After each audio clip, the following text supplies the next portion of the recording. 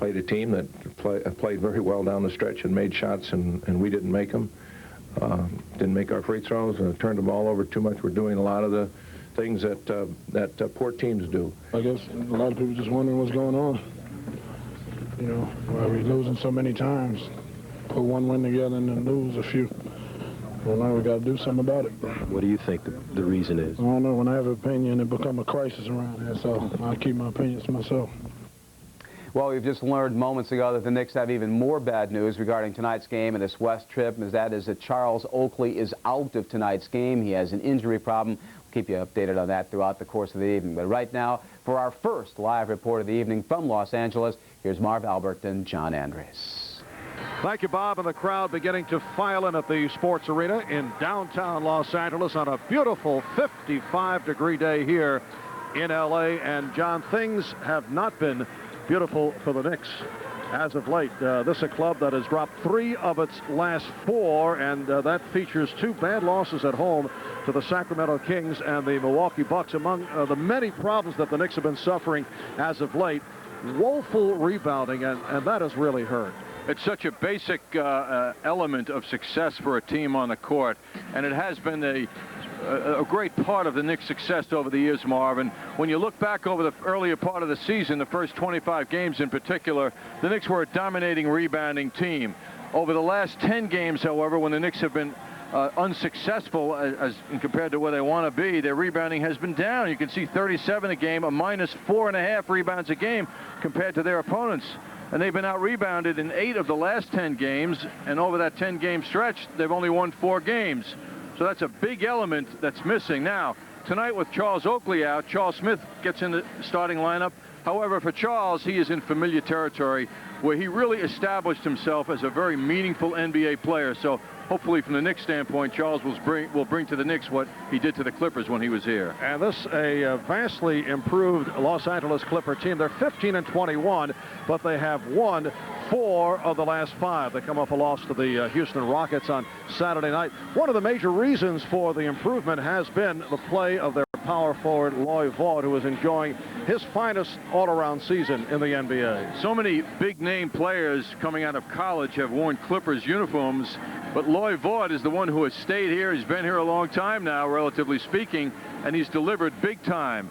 He's a very complete player, too, in the rebounding and scoring department. He's got an assortment of moves. He has very good range, and he has power down low, as Larry Johnson found out recently. He can really hold his position and do something with the ball when he gets it. On top of that, the guy can move the ball to the basket with strength. So Loy Vaught could be a major problem for the Knicks, as he has been for most teams. He leads this team in scoring and rebounding, and you can see the numbers aren't that high, but the field goal percentage is good, the foul shooting is decent, and the rebounding is very strong for Loy Vaught. All right, and when we come back in a moment, John will be talking with Don Nelson. The Knicks coach is facing his first crisis scenario. More on that coming up, but right now let's get back to Bob Page. And later on still, we'll hear from the great Roy Jones, who for whatever reason is still contemplating a career change to professional basketball. Stay tuned. It all happens right here on our MCS Cannon New York Knicks Game Night.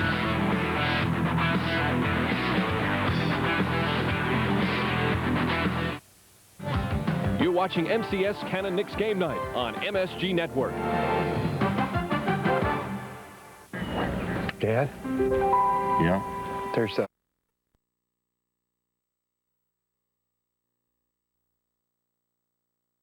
There's no place like us.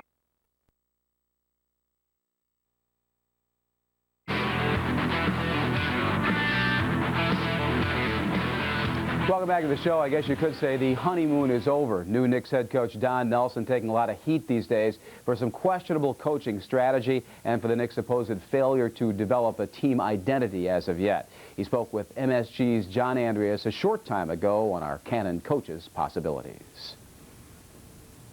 Thank you, Bob. Don Nelson, the team now on the road after a homestand that didn't go as well as you would want, of course. Do you feel sometimes, although it may be illogical because most teams prefer to play at home, that it's good for a team to get out on the road as your team with the situation they're in right now? I actually thought we were at home too long, you know, over the holidays, and it's better really to have a good blend. It's nice to be home, but especially if I'm Charles Smith, I'm glad to be on the road.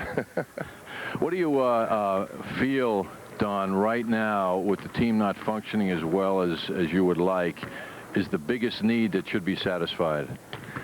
Well, I think that we have to give the team some leeway and some support. They have to figure their way through this thing. I'm not going to make the lineup changes. I didn't come to the New York Knicks to make major changes this year. I have too much respect for this team, and I think the fans should too.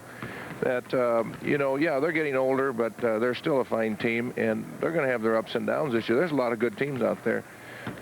We got to give them some support, figure out how to do it, and I think they'll find their way through it. I really do. Don, reportedly, your team got out here to L.A. last evening, and you took them to practice here at the sports arena. There was been some references lately to the team wishing they were practicing more. Certainly an individual, Charles Oakley, referring to that. Do you feel that you have to push them a little harder now with their down spell? No, not at all. We've had very good practices, hard practices. In fact, sometimes they're so hard that I'm afraid somebody's going to get hurt. So I don't know what Oak's talking about, but you know, a lot of times players don't know how to answer questions. There really are, I mean, no easy answers to some of the questions people ask. It's really just keeping your confidence up, finding a way to get through this thing together, and supporting each other. Don, in all your years in the NBA as a player, and certainly as a coach, you have witnessed down spells of teams. Now, people viewing your attitude toward it might think, well, gee, the coach seems very casual about this attitude that they'll snap back in somewhat automatically. Yet you have been through these situations many times before. What buttons are you hoping to press to get the guys to snap out of it? Well, first thing I have to ask myself is, you know, if I would make a roster move of some sort and start one of the subs, is that going to really do anything? I really don't think so. And I'd like to keep the team together. I think they played well, and, you know, we'll try to get through it that way. I like my rotation, really. You know, what we've tried to do is give some rest now to some of the starters, because I played them a lot of minutes early, and we got off to a good start, and now it's time to really give them a few minutes rest. So when a guy like Doug Christie can come in and give us some support, that's important, and that's really good for the team. Don, what do you think in the case of Doug Christie has been the difference with him lately? Because he has certainly had some very bright moments. With me, he's more under control. He's not trying to be the all-purpose guy that every time he gets a ball, he's trying to do something with it. He's playing under control, which was what I've asked him to do. Only play with about half his skills, and you know, and not try to do something every time. Find a way to be a role player with his team and let us go to his strength. And he's doing those things, and he's a very nice player when he's under control. Don, you only see the Clippers twice a year. This is the only visit, naturally, for the team to the sports arena. What do you want to take away from the L.A. Clippers, who have been playing some pretty good ball this season?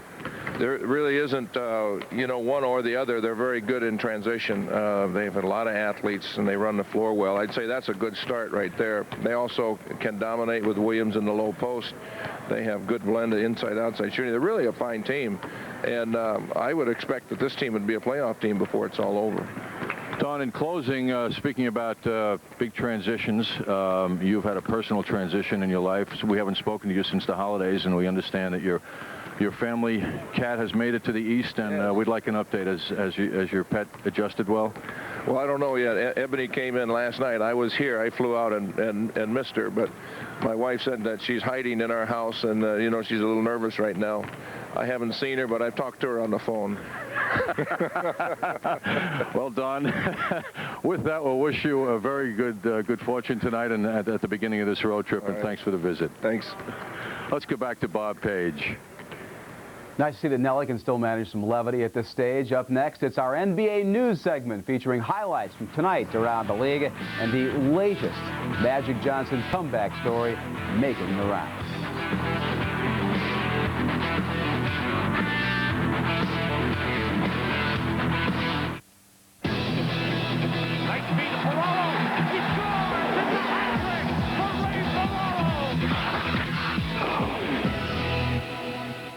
Save me! Save me! Save me! I'm being held here at Franklin.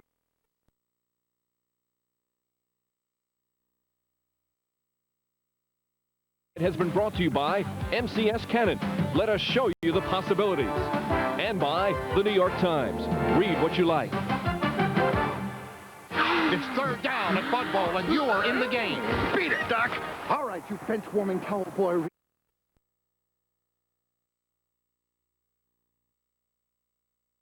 Stuff.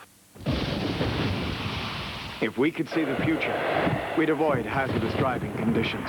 But we can't. That's why Infiniti combined front-wheel drive with their patented rear suspension in the new i30. This provides enhanced traction on slippery roads and improves handling and stability. Personally, I prefer technology that handles the unexpected rather than predicts it. Don't you?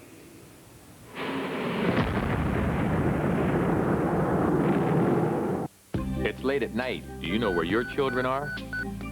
Keep in touch with the Motorola pager from Nobody Beats the Wiz. Excuse me, I've got to use the phone.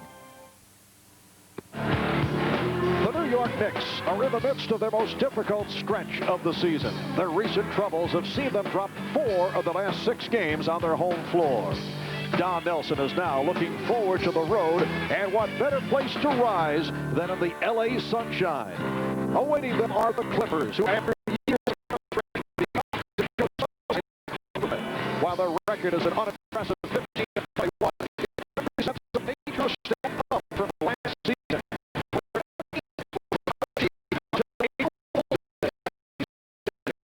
Not the NBA joke they once were.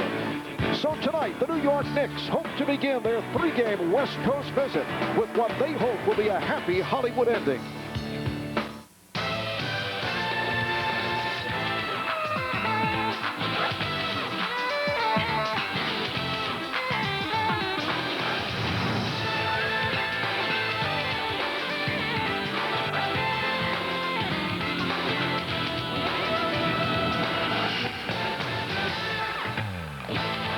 We welcome you to the Sports Arena in Los Angeles, the home of the LA Clippers, and we're getting ready for the Knicks and the Clippers about to meet for the first time this season. The Clippers come in at 15-21. They are at the bottom of the Pacific Division, but they are a much improved team, and they have won 4 of the last 5 games, while the Knicks having their problems second in the Atlantic. They're now 5 games behind Orlando with the win tonight.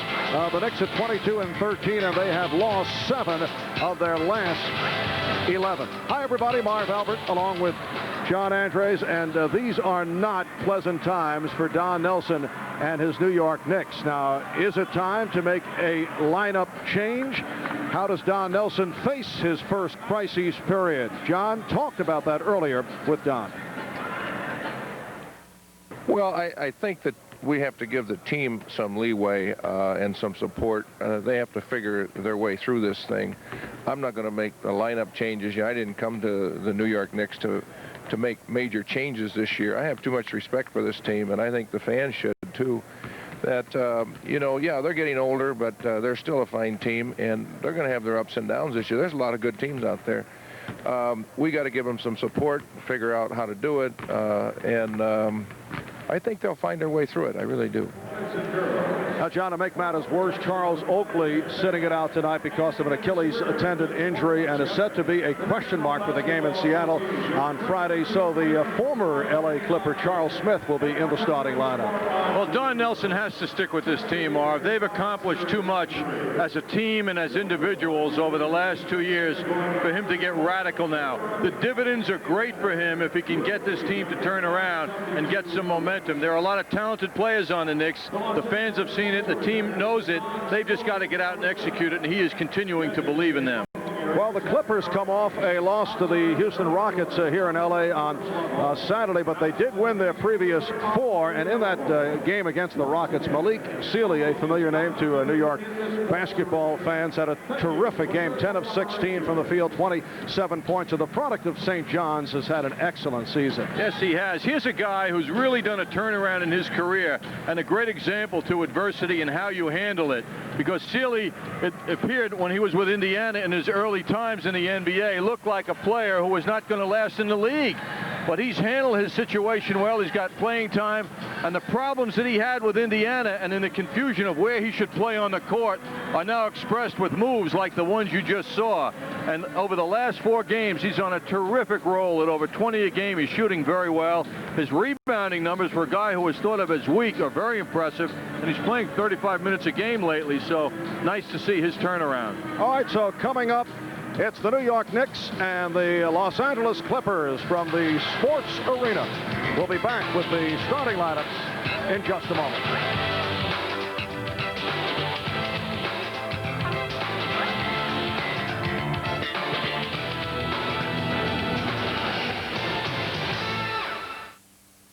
As the official airline of the 1996 Olympic Games, Delta has created an event just for business travelers, the International Dash.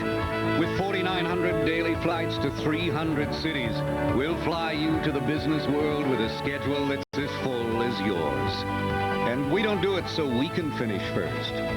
We do it so you can. Delta Airlines.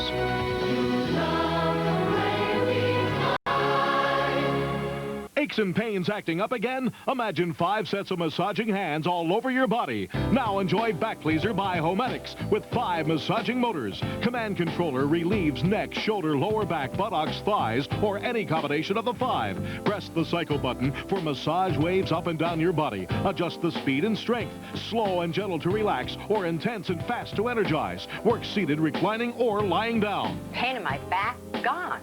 I love it. It feels like 5 sets of hands.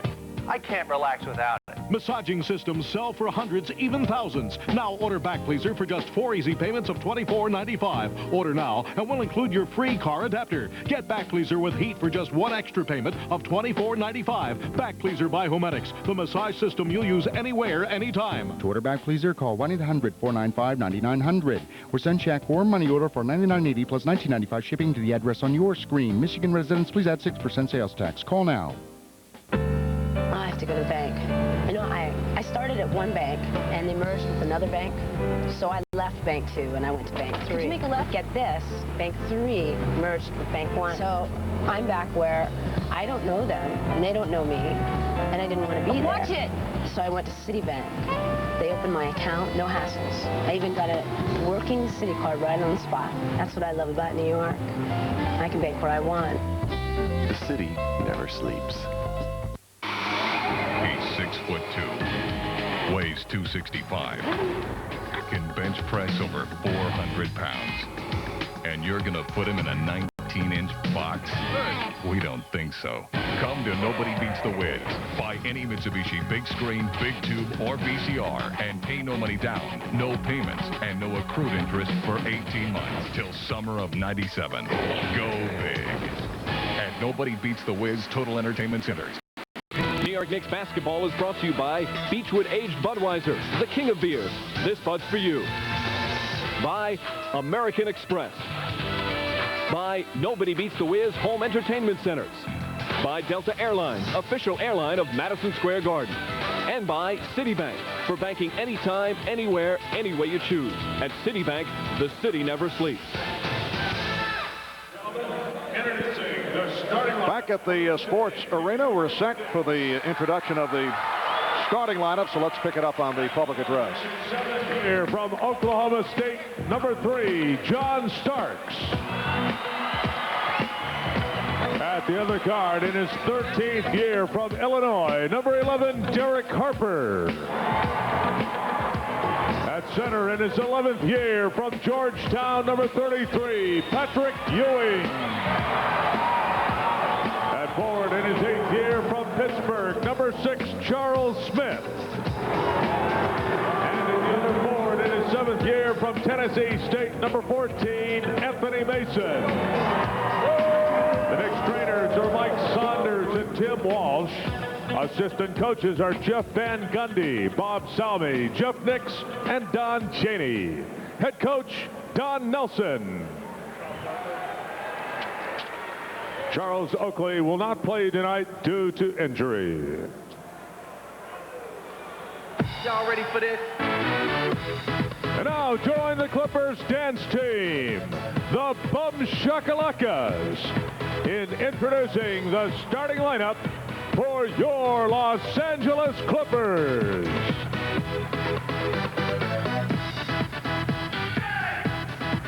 At guard in his 7th year from UCLA, number 2, Bill Richardson. At the other guard in his 4th year from St. John's, number 21, Malik Sealy. At center in his 5th year from Arizona, number 8, Brian Williams. At forward in his 2nd year from Cal, number 7, Lamont Murray. And at the other forward in his 6th year from Michigan, number 35, Lloyd Botts. The Clippers trainer is Keith Jones. Assistant coaches are Jim Brewer, Barry Hecker, and Bob Ositka. Head coach, Bill Fitch.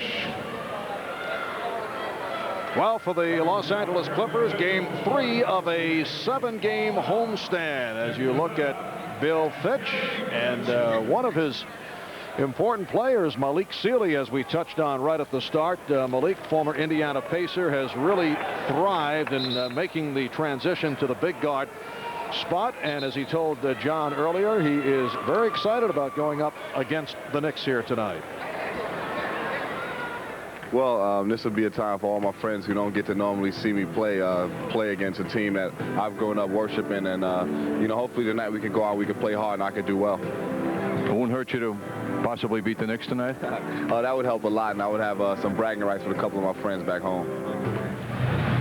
You have to admire what he's accomplished. He could be gone now in the league based on his early play in the NBA, but with playing time with a weak franchise, he's been a major part of this very pleasant turnaround the Clippers are enjoying now. And has been on a roll the last 4 games. The officials, Dick Bavetta, Paul Mahalik, and Gary Benson. As we mentioned earlier, Charles Smith in the starting lineup for the injured Charles Oakley. Charles Smith making only a 2nd start of the season. Former Clipper, spent 4 years with the Los Angeles Clippers. Averaged 20 and 21 points in 2 of those 4 seasons. And Charles in his very finest. Charles is always noticed, Marv, on and off the court. Very nice. He has presence. John Starks for Charles Smith. Charles knows the rims here at the Sports Arena. Could be that the hoop is bigger for Charles in an area where he spent a lot of time. Bill Richardson being played by Derek Harper. Ryan Williams, the starting center, shooting over Patrick Ewing. John Starks trying to get into it. He's not been playing with his usual passion and fire. He's not been seeing the ball in good shooting position. They isolate Richardson. Harper in a battle on the mismatch with Sealy. You're going to see that all night long. Rebounded by Smith.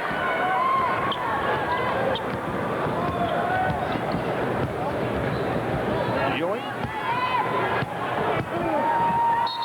And he's called for steps. Traveling violation. Turnovers have been a problem for Patrick of late. Generally revolve around when he puts the ball on the floor and tries to get some momentum.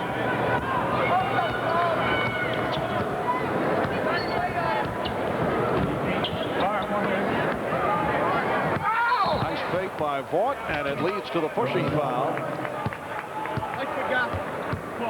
Foul on Mason. Correction, it's on Charles Smith.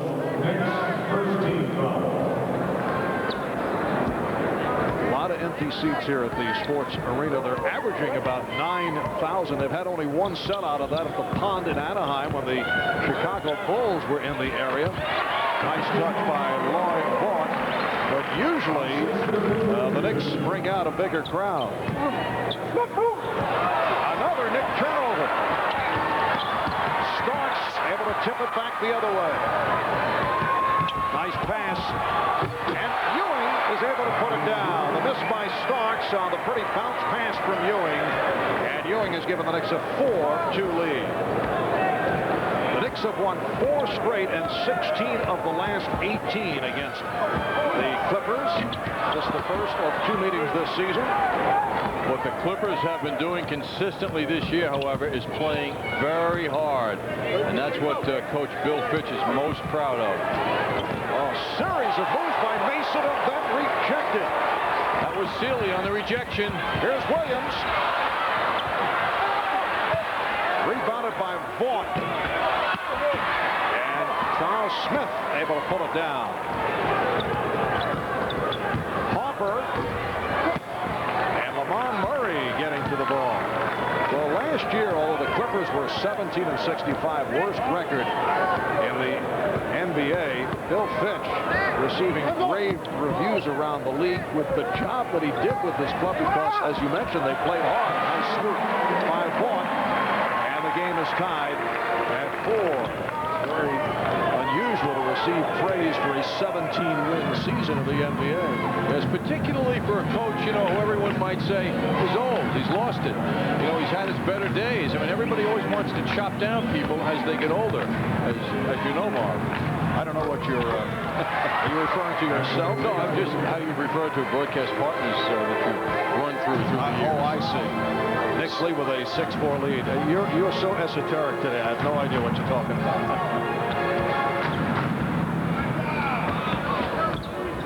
Sealy, played down by Starks. Sealy able to split his way through and is called for the offensive foul. Well, Bill Fitch is 61 years old. He was the oldest coach in the NBA until Dick Motta made his return with the Dallas Mavericks, and now he is the 3rd oldest coach in the league with the return of Cotton Fitzsimmons taking over the Phoenix Suns. Fitzsimmons maybe reconsidering the decision after the blasting that the Suns took tonight from the Orlando Magic. John Starks. So Starks from downtown to extend to a 9-4 Nick lead. 4 minutes gone by. Ryan Williams. And back comes Hopper going all the way. Derek Hopper with the change of pace move, and the Knicks are up 11-4. Boy, no one is able to stop Hopper when he starts in that straight line move to the hoop. Against most opponents, he has been successful time and again. Starks with Jordan chasing. Ties the game. American Express is a proud sponsor of New York Knicks basketball on MSG Network. Save me! Save me! Save me! I'm being held.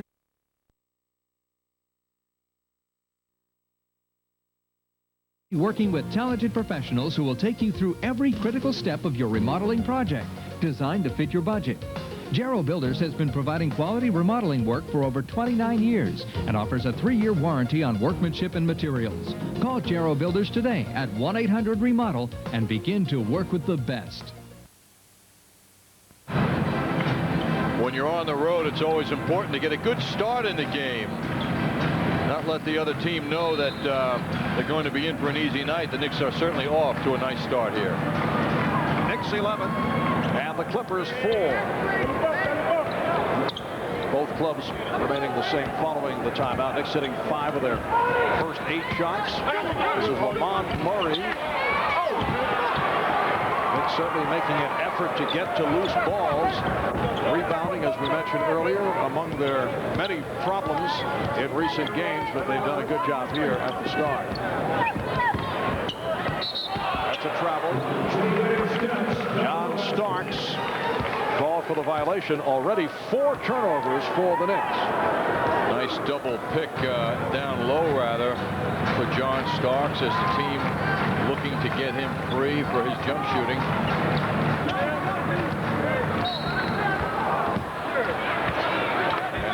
touching foul on Ewing. That is his first. For the Knicks, it is the first of a 3-game Western trip. Friday night they play at Seattle. Saturday night at Vancouver. Then back home for Michael, Scotty, Dennis, and the Bulls on Tuesday night. Bill Wennington, too. I was getting to there's little time. Knicks with vivid memories of the winning basket last season by Wennington, and Pooh Richardson saying he'll take it off glass. It's a 3 with the shot clock running down, and the Knicks lead 11-7. Mason guarded by Murray. Lamont Murray, a second-year player from the University of California. Ewing. So Patrick Ewing gets the roll. Patrick Ewing coming off a rough outing the other night in the loss to the Bucks. So the other afternoon. Although those of you who watched Nick Encore understand. That's right. It was a 7:30 start as usual. And last touched by Starks. Ewing at 6 of 15 from the field. Missed the 2 critical free throws after he was fouled on a 3-point shot attempt. Shot clock down to 2. Richardson again is able to hit. Put on the line. It's a 2-pointer. So Pooh Richardson has bailed the Clippers out the last 2 sequences. And the Knicks now lead 13-9. Here's Ewing, got the step. Knicks 15, and the Clippers 9. Always nice when the pass leads the man to the basket, as that one did. Charles Smith respecting the outside touch of Lloyd Vaught. A kickball is called, and the Clippers get the new 24. As he should. Charles is playing some bigger people these days who have good range from the perimeter. You can't just become a bystander and watch it happen, so he stepped it up there. Dick Pavetta over to the scorer's table as they reset the clock.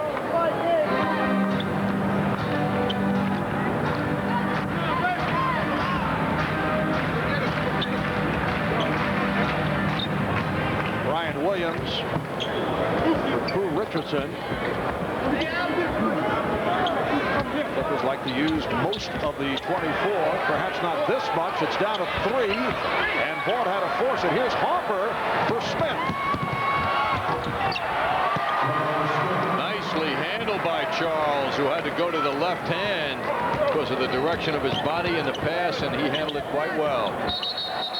And they'll jump it up. So Charles Smith with the good move, tying up Malik Sealy. Charles making his 2nd start of the season, playing for Charles Oakley, sidelined by the Achilles tendon injury.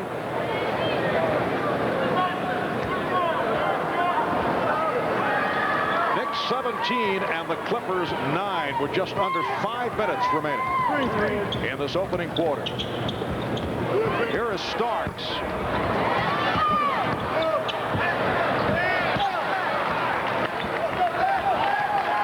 And the Clippers on a 4-on-3. Vaught. Sealy leaping. And he's called for a traveling violation. Good job by Sealy, however. He had to deal with Patrick Ewing, and he got the basketball, but then with the bigger man around you, sometimes you tend to react in a way that you commit a turnover out of the fear of having that shot blocked. Harper spinning his way and draws the foul. 2 beautiful moves by Derek Harper on that dribble. The crossover, then the change of pace. Richardson picks up the foul. And you know, Marv, one of the points Don Nelson's been making with his team is he'd like to see more driving to the basket, because in so doing you put a lot of pressure on your opponent, you get to the foul line, you get easy points that way, and you accumulate fouls on a team's important other player as well. Here's Terry DeHare for Pooh Richardson, who actually was a question mark because of a sprained calf injury suffered in the 4th quarter of the game against the Rockets here on Saturday. Bill Fitch was telling me before the game that Pooh worked so hard during the summer with the track coach from UCLA that he actually injured himself with a stress fracture. And that's hurt a lot of this season for him, keeping him out of a number of games. Knicks lead at 19-9. Ryan Williams. Strong move by Williams. He beat Ewing off the dribble, and then Smith, who tried to help out. Very impressive for a man 6'11". Smith kept alive by Ewing. Starks. John Starks trying to shoot his way back into it. He's 1 for 4 from the field. And his team is going to him. They're looking for John. Mason with the good play. Sealy recaptures. Clippers get back, so Starks pulls it up. Coming up on 3 minutes to go in this first quarter. Marv Albert, John Andres from the Sports Arena in Los Angeles. Offer try to get it to Ewing, who was not looking that way.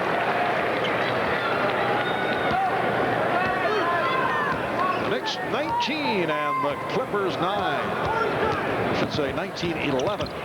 Knicks in good shape considering the turnovers that have been accumulating at their end. And the foul called on Starks. Substitutions, the rookie Brent Barry coming on along with Rodney Rogers, but first a timeout called by the Knicks.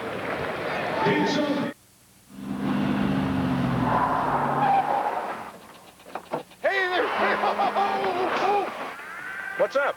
Oh, thanks for stopping, bud. I've been waiting out here forever. You just passed me. I'm out of gas. Your car is still running. Weird, huh? Very. It's in flames! I don't think so.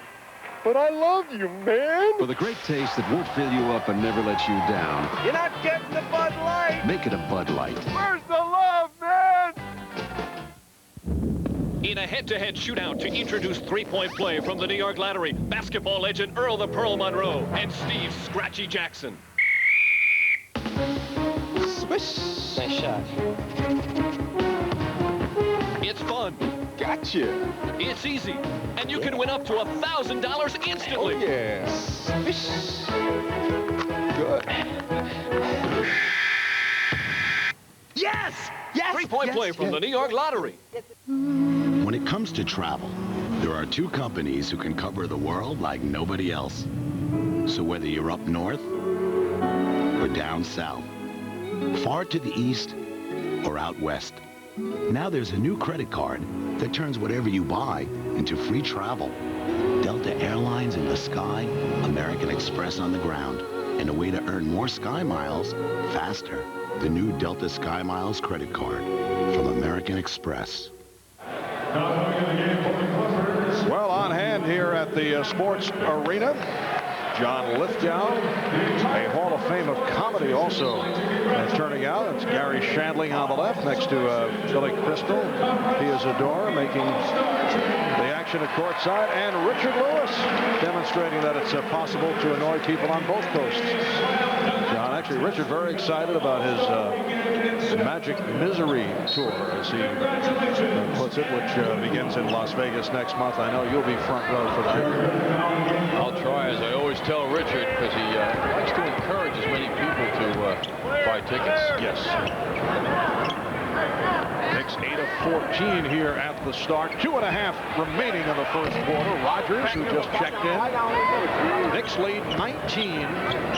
And the former Clipper Gary Grant on the floor for the first time and handling against Terry DeHare. Starks played by the rookie Brent Barry. Shot clock down to 5. Ewing to the fadeaway. Smith. Strip. Back comes DeHare. Rogers for Barry. Nicely done. 3-on-2 break for the Clippers, and they are able to execute. So it's a 6-point Knick lead. Don Nelson wisely going with Gary Grant, who's been very reliable for Don since he joined the Knicks. And Grant having Having played 7 years here, you know he's so familiar with the surroundings, and that's John Starks. John Starks hits a 3, and he has been struggling from three-point territory. 14 for the previous 49. Nice move.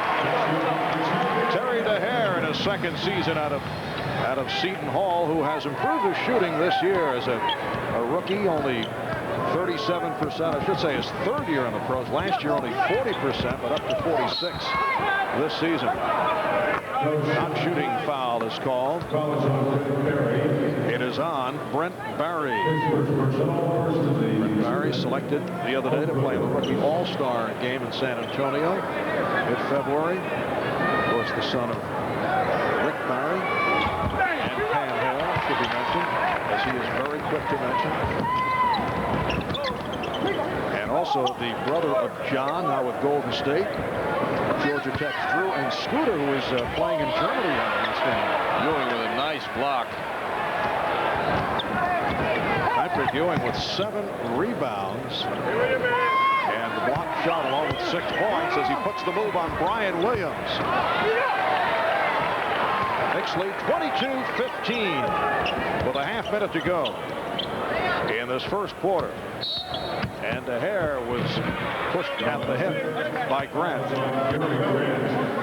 First foul on Grant, who sat out the other day against Milwaukee. Well, look at the Rick Barry family lineup.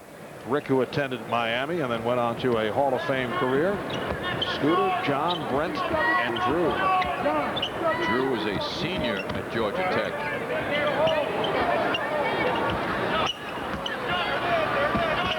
Boy, it gets quiet here quickly, Marv, when the home team isn't doing too much. Brian Williams able to finish it. Nick lead is now 5. Final seconds. Don Nelson is screaming at Gary Grant, who did not look at the clock. I don't know how these guys are not aware of how much time is remaining in the quarter. Don Nelson heading right for Gary Grant. I mean, a nonchalant bringing the ball up. And it cost the Knicks a shot here in the final seconds of the first quarter.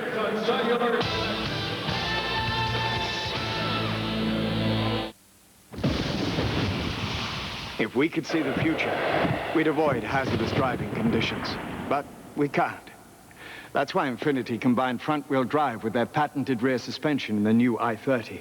This provides enhanced traction on slippery roads and improves handling and stability. Personally, I prefer technology that handles the unexpected rather than predicts it. Don't you?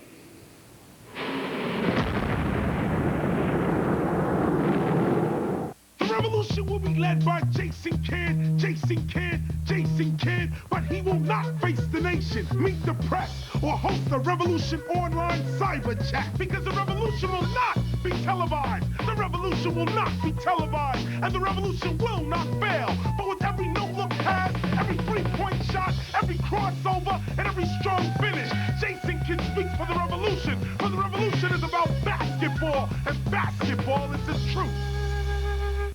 It's late at night. Do you know where your children are? Keep in touch with the Motorola pager from Nobody Beats the Wiz. Excuse me, I've got to use the phone. Are you a Knicks fan? Do you want to win big? Then you've got to enter Reese's Jeep and Eagle Super Shot Contest with a chance to take center court at a Knicks game and shoot to win the grand prize. Your choice of a 1996 Jeep Grand Cherokee or an Eagle Talon TSI. Runner-up prizes include dinner for 2 at Houlihan's and tickets to an upcoming Knicks game. To enter, just fill out an entry form at all participating Reese restaurants or call the Knicks fan line presented by AT&T for details. Reese's Jeep and Eagle Super Shot Contest. Enter today. New York Knicks basketball is brought to you in part by Toyota. I love what you do for me. Toyota. By MetLife. Get Met. It pays. And by Hertz. For business, for pleasure, nobody does it exactly like Hertz. Clippers Vice President of Basketball Operations, Elgin Baylor, one of the NBA's all-time great players. On the subject of former NBA players, our MSG cameras were on hand earlier today, 4 o'clock, University of Southern California on the court practicing, and Henry Bibby, one-time New York Knick, an assistant coach with USC. Knicks fans might remember Henry Bibby in his rookie season as a member of the Knicks' second championship team, 72-73 years. And a former Los Angeles Laker, Doug Christie, has checked in for the first time as the second quarter gets underway. Brian Williams putting the spin on Patrick Ewing. Nicely done. Brian Williams has played well since coming over from the Denver Nuggets. He has 6 points here tonight. Acquired in September in the deal for Elmore Spencer after 2 years with Denver, a couple of years with Orlando. 3-point lead for the Knicks. They isolate Mason, who has not seen the ball much in this first half. Grant rebounded by Ewing. Grant again. And rebounded by Barry. Barry pushing it down. Williams saw it at the last instant, but it caused a travel. I'm very impressed that Williams saw that ball and caught it, actually. Nice peripheral, huh? Yes, absolutely. Peripheral and then some, I think. But he was called for steps, and the Knicks get it back. Grant, Starks, and Christie in a three-guard alignment. Christie being guarded by Lamont Murray. Ewing spreading himself out with Williams behind him so he can get that ball and operate, and he does. Shot clock down to 3. Starks lost it to Barry. Barry gives it right back. Here's Christie with the fake. What a move by Doug Christie. And the Knicks now lead 24-19. It's amazing how many shots at the basket Anthony Mason misses in a sense of opportunity by not taking the foul line jumper. He'll always press to drive the ball inside. Sometimes he's played very well. Foul was called on Starks. Here's another look at the move by Christie. That's his athleticism, and it's coming out more and more these days. Brian Williams once again able to back his way on Patrick Ewing. Bill Fitch was telling me, Marv, when they looked at him coming over from Denver, they found out when they studied his time with Denver that he played much better as a forward behind Mutombo, as a center behind Mutombo than he did as a forward. And Fitch has opened the door for him to develop as an NBA center. He's giving him a lot of patience and saying, hey, 2-3 years from now, you're going to be an NBA center, and I'm going with you now in that position. Foul committed by another former Denver Nugget, Rodney Rogers, putting Anthony Mason at the line. Hubert Davis has come on for John Starks. Starks did hit one from downtown, but still trying to find the range. Knicks 24 and the Clippers 21. A Knicks team that has lost 3 of its last 4, 7 of their last 11. And on the road, they have lost 3 of the last 4. They've been playing very well on the road. Actually, the road record is 9-6. 2 minutes gone by, second quarter. DeHare trying to take Grant down low. Grant off the steal, has 3-on-2 and throws it away. And Gary Grant not playing well here in the second quarter. Yes, he had Christie in the middle of the court, but he felt Hubert Davis was a better target. He couldn't deliver the ball successfully, obviously. Maybe trying a bit too hard as he makes his return here to the sports arena. Williams. Brian Williams with 10 points. What Fitch likes about Williams is the enthusiasm with which he plays the game. He just keeps coming and coming, and he plays with great energy. Knicks lead 25-23. And the foul is called. Paul Mahalik with the indication on Brian Williams. Brian Williams was a #1 pick of the Magic back in 1991, the 10th player selected, but he was up and down with Orlando, emerged as a solid guy with the Nuggets, and has had a very fine season with the Clippers. Here's DeHare pushing it down, leading Rogers, and he draws the foul. Rodney Rogers will go to the line, fouled by Grant. Right here, we'll check in with Bob Page at the MSG Sports Desk. Marv, at the Hartford Civic Center tonight, too much Ray Allen for St. John's. The UConn All-American takes a nice feed from Duron Sheffer. He had 26 points, 9 rebounds, 6 assists. Connecticut won going away. All right, Bob. Rodney Rogers at the free throw line. Bert Williams checking in for the first time, replacing Patrick Ewing. And Antonio Harvey will come on. For Brian Williams, did a nice job, leads with 10 points. Antonio Harvey signed as a free agent earlier in the month after he was waived by Vancouver. He spent a couple of years with the Los Angeles Lakers. Rodney Rogers is emerging as an important player for this team.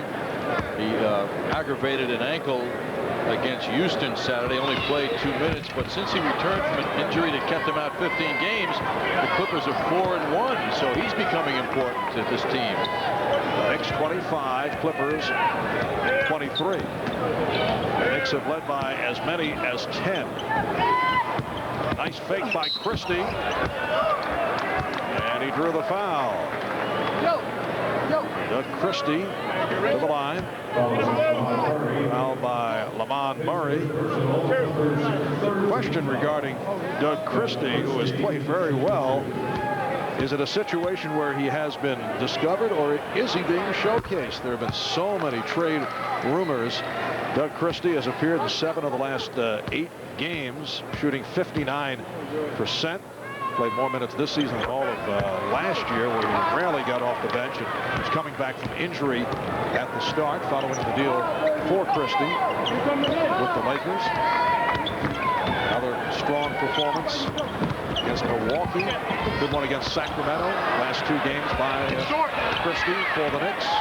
Well, Christie's play of late is certainly helping Don Nelson believe in him, whether he's being showcased or not. I think the Knicks are enjoying what they're seeing from him, because the skills that they were tempted to get him the skills that he has, rather, are emerging now. And the confidence in making the move to get him is now being supported with his play. Knicks lead 27-23. 4 minutes gone by in the second quarter. The other thing, too, Marv, is the Knicks don't have a player like Christie. He has highly unusual skills. And, boy, it's nice to have a player like that if he can be consistent and knock off the mistakes. Offensive foul on Murray, which was followed by a technical foul. He had too much to say about it. And Hubert Davis will shoot the tee.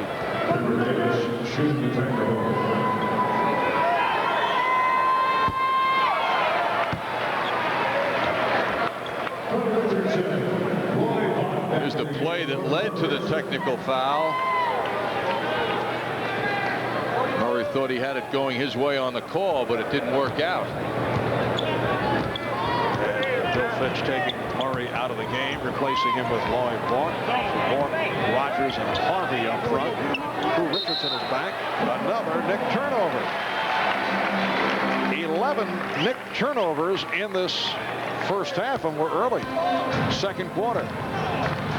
Knicks opened up 8 of 11 from the field. Since then, they've hit only 2 of 12. Nice pass to set up Harvey. Knicks tried to double on Richardson, but he spotted it and was able to get it on the hop to Antonio Harvey. The Knick lead is only 2. Christie rebounded by Vaughn. It's just not wise for Christie to rush his shots. Rogers. Charles Smith getting set. Check back in. Another Knick turnover as Davis lost it off his foot. It has been a very sloppy first half. Anthony Mason sitting down, replaced by Charles Smith. Anthony Mason, not a focal point of the offense in this first half. Also well played. Rogers on the last move or two has shown that he's got the body to deal with Anthony Mason.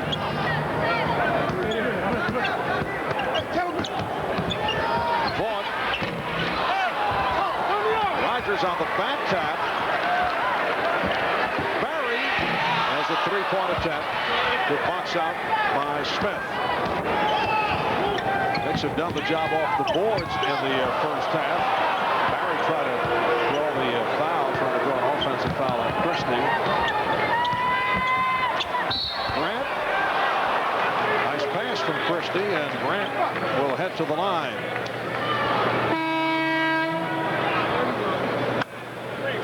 Foul committed by Brent Barry. And a timeout is taken now by the Clippers. 6:39 remaining, first half.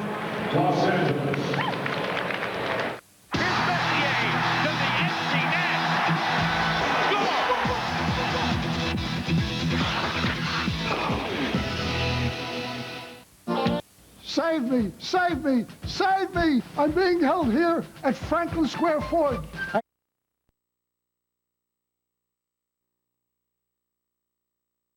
Getting a shot in the second quarter. That has been customary the last 7 to 10 days. And Doug Christie has played well, a subject we discussed with Don Nelson. With me, he's more under control. He's not trying to be the all-purpose guy that every time he gets a ball, he's trying to do something with it. He's playing under control, which was what I've asked him to do. Only play with about half his skills, and not try to do something every time. Find a way to be a role player with his team and let us go to his strength. And he's doing those things, and he's a very nice player when he's under control. Don Nelson has to be concerned now with the ball handling of the rest of his team here in the first half. The turnovers have reduced a lot of scoring opportunities for the Knicks here. And what has happened to the free throw shooting touch of Gary Grant, who was going so well, in fact, was leading the NBA at one point. Christie with the block. Grant just missed a couple at the line. He's down to 84%. And Gary replaced by Derek Harper. Antonio Harvey thinking, because he beat his man, Charles Smith, for a good shot, thinking he had the shot, but Doug Christie, you can see, enjoyed that. Oh, nice move by Harvey. Antonio Harvey off the bench for a couple of buckets. He's tied the game at 27. We are halfway through the second quarter. Davis. And rebounded by Rogers. No ball swinging by the Knicks here in the first half. Kind of going back to one pass, two passes, and a shot. And the Knicks will get it back. Barry was attempting to throw the lead pass. Malik Sealy getting set to check back in. Knicks again with the three guards, and it's Christie handling. Christie with Harper and Davis, with Smith and Williams as the big men.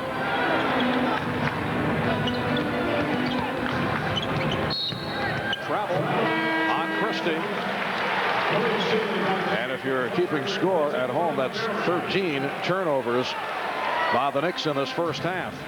In some ways, Christie's feet are too fast. They're too quick. I mean, on that move, it was so quickly done that he committed the turnover. He's just so anxious to burst loose. Richardson and Sealy at the guards. Harvey with Vaught and Rogers up front. Shot clock at 5. Intended for Rogers. So the Knicks will get it back. Here's Patrick Ewing being waved back in. And he'll come on for Herb Williams. And that will bring Brian Williams off the bench for the Clippers, but he'll have to wait till the next whistle.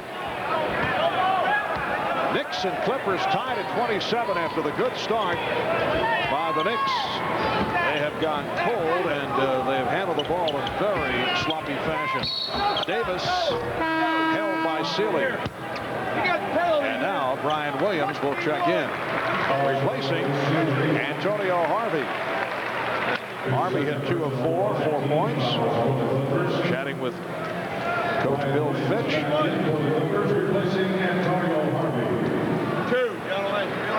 Bill Fitch, two-time NBA Coach of the Year, coached the Celtics to the NBA championship in 1980 and 81. His second year as the head man with the Clippers. Bill has known the highs and lows of the coaching life. Marv, we recall him with the Cavaliers over the years when they were a horrible team. And Bill Fitch was known more for his sense of humor than he was for his coaching ability, and he's a very dry, funny guy. But then he got serious as the quality of his teams got better. Yes, he handled it very, very well. The king of the one-liners at that time. Ford gets inside, and the game is tied at 29. And he was Phil Jackson's coach in college in North Dakota. Here's Ewing. Patrick Ewing with 8 points. Knicks lead by 2. Ryan Williams softened up slightly and not fighting Patrick for position, and Patrick made it look real easy. Williams again got the step. Vaught with the rebound. And the game is tied at 31. Loy Vaught among the leaders in rebounding. That's where the Knicks miss Charles Oakley. Is Charles Smith doesn't play with that physical quality that allowed Vaught to get inside. Charles has got to get a little more physical out there. Harper. And hit under the rim. Sealy with the open shot.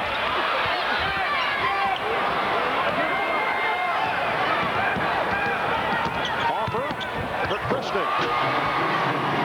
Beautiful example of pushing the ball down court. Knicks now lead 33-31. For those who may have just tuned in, Charles Oakley out tonight with a left Achilles tendon injury. He is a question mark for the game against Seattle on Friday night. Traveling violation is called, and Ryan Williams upset with the official Gary Benson.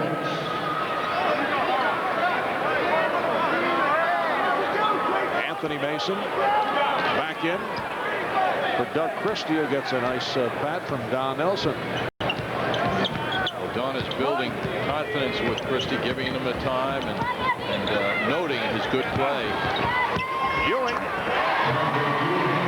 Pretty shot by Ewing because Williams had the baseline closed. The Knicks lead 35-31. 3 minutes left in the first half.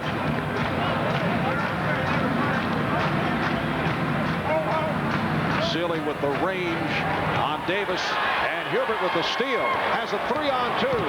Goes at Richardson. Rebound Mason.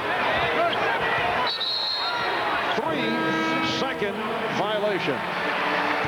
Hubert started the drive strongly, but then he got soft as he got to the rim. Just couldn't quite finish it off. Timeout is taken by the Clippers. We've arranged a shootout between basketball legend Earl the Pearl Monroe and Steve Scratchy Jackson to show how fun and easy the new three-point play instant cash game is. Swish. Yes! Three-point play from the New York Lottery. Nobody does it like you.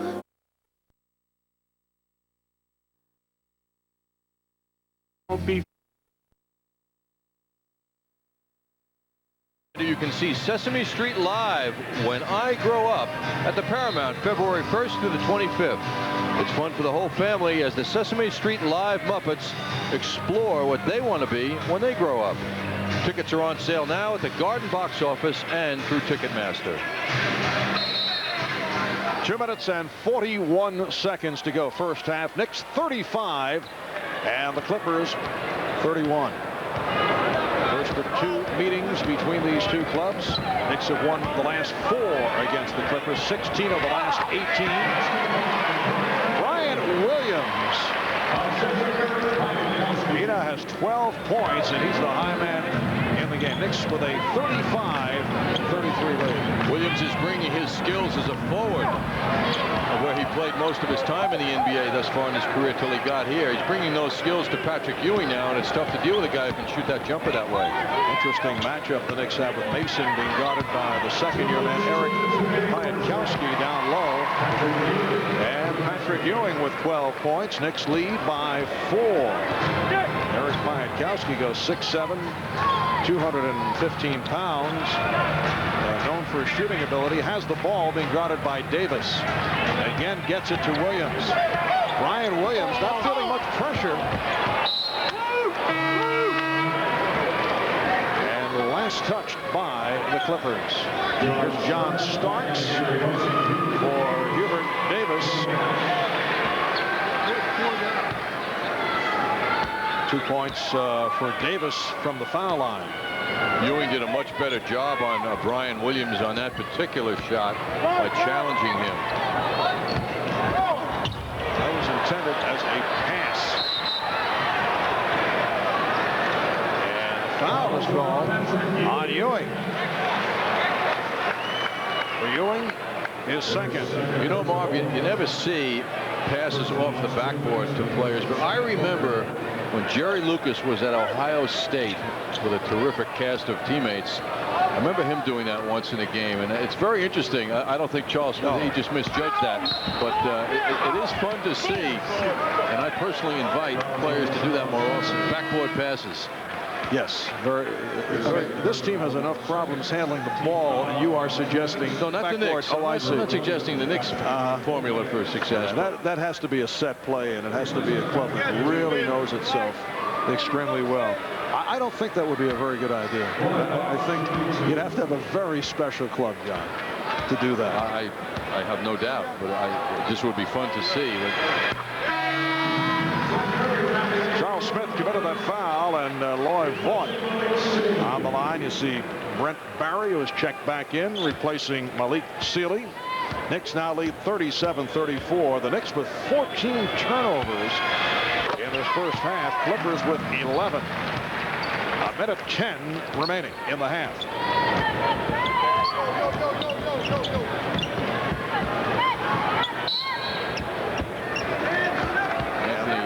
Mason looked like he got a massage as he was catching that basketball.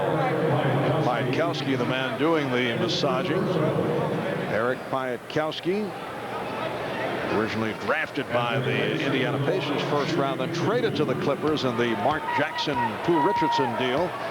Clippers over the limit, so Mason at the line, 1 of 2 at the free throw line, and he has struggled at the line recently. You look at the last 5 games, though, with the problems the Knicks have had, Mason has been a consistent performer. The output has been very impressive with the double-double in points and rebounds and impressive number of assists. Knicks lead by 3. Just under 1 minute left in this first half. Piatkowski pops it back out. Vaught. Williams with the rebound. Williams coming out for Patrick Ewing after Ewing picked up that foul. Don Nelson calling out a play with 10 on the shot clock. They want Mason to go at Piatkowski. Starks for 3. And Charles Smith with the rebound. And now the Knicks say hold for 1. 15 seconds in the half. Don Nelson encouraging his team that they have plenty of time to execute this. Mason. Well, that's what the Knicks were looking for on the prior possession. Richardson gets it up. So at the half here at the Sports Arena in Los Angeles, the Knicks 40 and the Clippers 35. Bob Page at the MSG Sports Desk in just a moment. Knicks by 5 at the half. We'll be right back.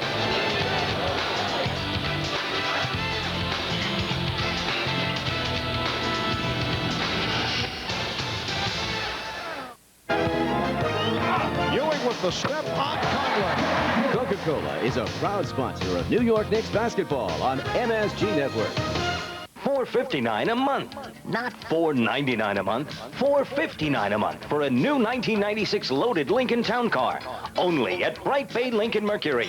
A name synonymous with luxury savings. While the other guys are at $4.99 a month, Bright Bay has new 96 Lincoln Town Cars, Continentals and Mark 8s from $4.59 a month. All with no money down leases available. Compare the facts. Shop around first. Then come to Bright Bay Lincoln Mercury, ready to buy. Sunrise Highway, Bay Shore. Fun Zone. Long Island's #1 family fun center now features Zap Zone, the ultimate fun with a laser gun. Seek out your opponent in our futuristic laser arena. Fire your gun and zap the enemy, then try to destroy the enemy's base. Come alone or with friends and turn your birthday party into a Fun Zone laser tag party. Be the top gun. Fun Zone Laser Tag. It's laser like you've never played before. And after the game, check out our virtual reality and other exciting games. Zap Zone at the Fun Zone, 229 Route 110, Farmingdale. There is a place pilots talk about, but few have ever been. It's a place where training, aircraft design, indeed a pilot's ability to stay cool, are put to the absolute test. Presenting the Challenge of Flight, an exclusive new series that takes you where no aviation videos have ever gone before. Start with Final Approach. Be there when it all goes wrong, when raw power, fear, and the ejection seat is all the pilot has left. In incredible detail and first-hand accounts, you'll see what happens low and slow over a pitching carrier deck. Gear up with nowhere to go, and in the bunker when you test how bad it can be. Be an eyewitness to history as you watch exclusive footage declassified and released here for the very first time. Order your copy of Final Approach and go where few pilots have ever been before. Call now to order a special preview video of the entire Challenge of Flight series for only $5 and get these aviator sunglasses free. Call now. This copyrighted telecast of the National Basketball Association may not be retransmitted, reproduced, or rebroadcast without the express written consent of the NBA.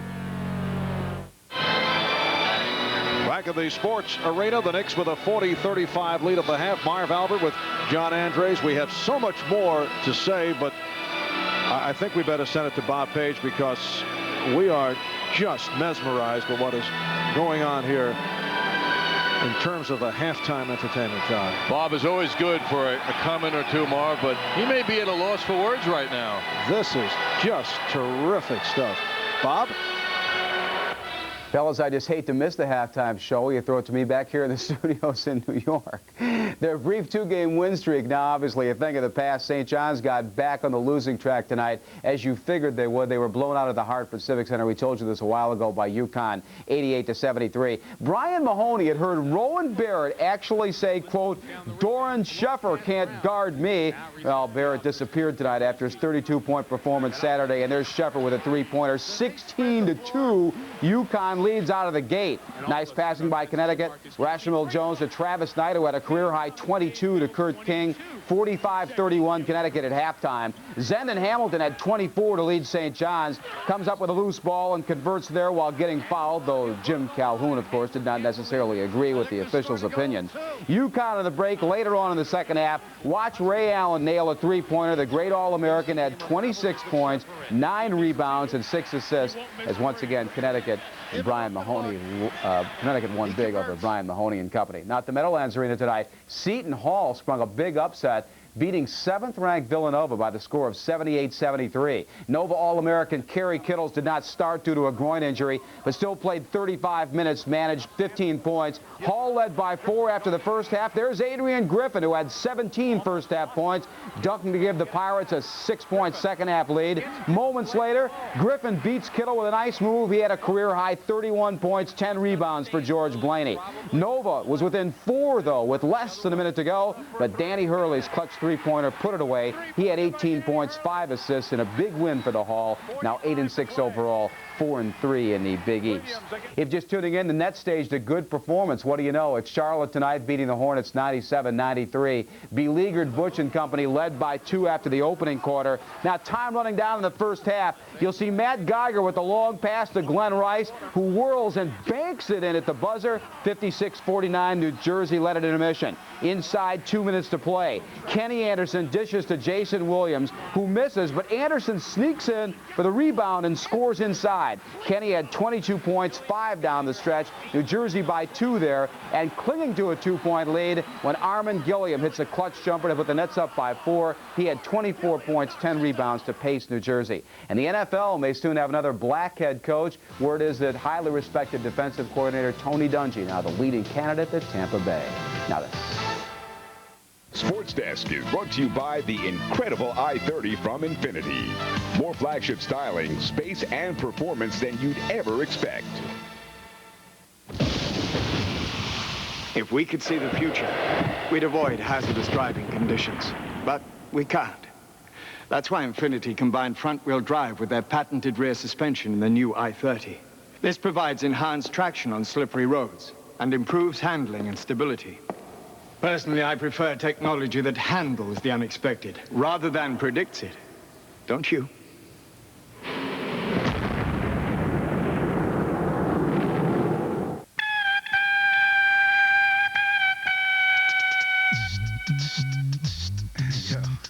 Yo, how'd you do that? Ladies and gentlemen, you are now witnessing the incredible. The incredible. Now, you need to tell me how you did that, because I personally feel you're the one. Nah, son, I think you're the one. I think you're the one. But let's be real. We all know who's the one.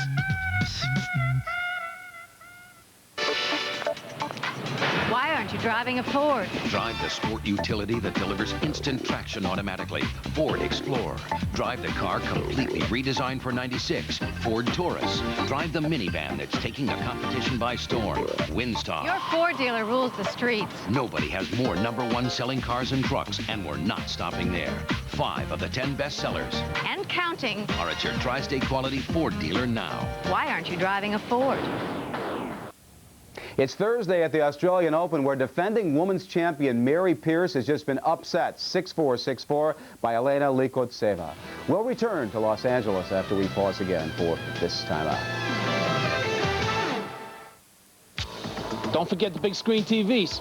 It's January clearance time at the Wiz, and the warehouse is jumping. We're moving all our merchandise into our stores before inventory. Get the camcorders on. Everything's going. Every brand, every model. Everything from VCRs to cellular phones, video movies, cassettes, and compact discs. The best thing is we're slashing prices on hundreds of items. We want to sell them, not count them. The January in-store warehouse clearance sale. Nobody beats the Wiz. How does Minota stay on top? Do you think that I'd zoom to Bora Bora without my new Explorer? I can... Bank is a proud sponsor of New York Knicks basketball on MSG Network. Welcome to Ranger Country, where the hits just keep on coming all season long on MSG. Save me! Save me! Save me! I'm being... Laser tag party. Be the top gun. Fun Zone Laser Tag. It's laser like you've never played before. And after the game, check out our virtual reality and other exciting games. Zap Zone at the Fun Zone, 229 Route 110, Farmingdale. Some of our announcers' clothing is furnished by Perry Ellis Menswear.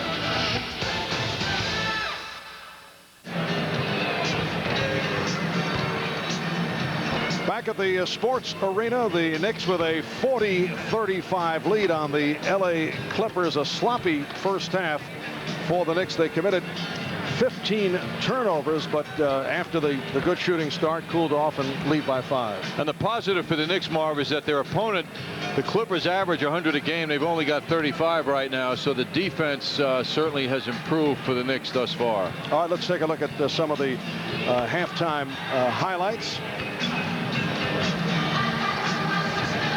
Patrick Ewing got off to a good start in this game. Brian Williams, 6'11", couldn't deal with that jump shot that Patrick executed. Patrick was working down low as usual, very well. Most recently, you've seen Patrick a lot of his shot attempts coming from the top of the circle. Tonight, the Knicks are using him more in a low post position, and he got some work done to lead the Knicks in the first half. Brian Williams coming over from Denver, working as a center now as opposed to the forward position. Had several solid moves in the first half. And the leading scorer and rebounder of the Clippers, Loy Vaught, showing the versatility he can bring to the game, and he's having a terrific year and a solid first half. All right, a look at the individual scoring totals. Patrick Ewing, the only Knick in double figures, 6 of 10 from the field, 12 points. Also 9 rebounds, 6 apiece from Mason, Starks, and Christie. The Knicks shooting 44% from the field, while The Clippers led by Brian Williams and Loy Vaught. 12 for Williams on 6 of 13 in his 20 minutes. And Vaught hit 4 of 9 for 10 points. 41% shooting for the LA Clippers. Knicks 40, Clippers 35 as we head to the second half. Hey, Rangers fans, on Monday, January 22nd, when the Rangers take on the LA Kings, 2 lucky fans will be chosen to come on the ice and shoot to win Rangers saving shots, sponsored by Modell Sporting Goods. Each contestant will have 30 seconds to put 3 pucks in an open net. Each puck represents a 5% savings off all purchases at Modell's for all fans at the game. That's Monday, January 22nd, when the Rangers battle the Kings. Look for more Rangers saving shots throughout the season, sponsored by Modell Sporting Goods. Gotta go to Mo's. In the world of credit cards, the traffic is getting pretty heavy, and it's easy to get confused by all the complicated new card offers and restrictions. But people who know where they're going use one card, Discover Card, with the Cashback Bonus Award, the Smart Rate Program, and no annual fee. For a positive impact on your finance, From the Barry Halper collection. And there'll be video batting cages, play-by-play booths, equipment auctions, collectibles, clinics, contests, and much more. Plus, you can trade your festival ticket for a free box seat to a 96 home game. It's the ultimate Yankees experience. Get your tickets now. There's something you might not know about 1-800-COLLECT.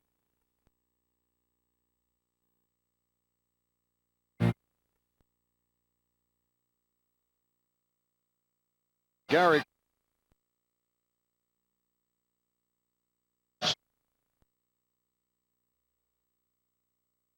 How can we help you? And by Coca-Cola. Always jammin', always Coca-Cola. Welcome back to the sports arena. Marv Albert with John Andres, and the Knicks leading by 5.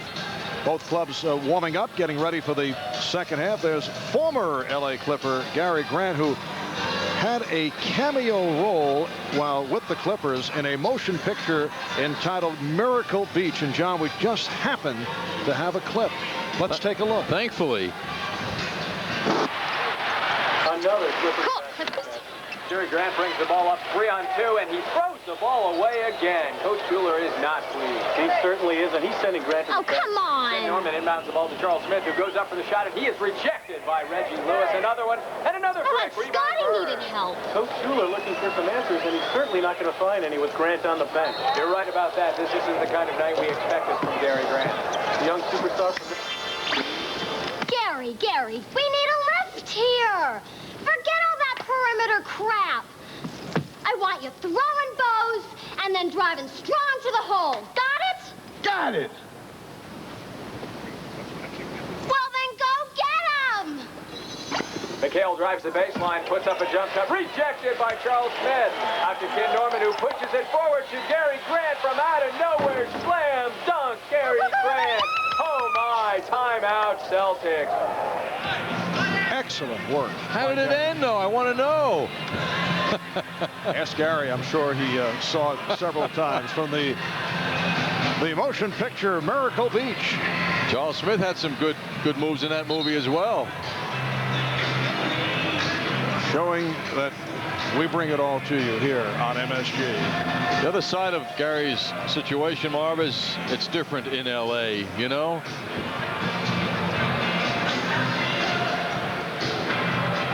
And there's Charles Oakley, who is in his finest once again, although sitting it out with the left Achilles tendon injury, and is now being called a doubtful for the game in Seattle on Friday night. So Charles Smith in the starting lineup.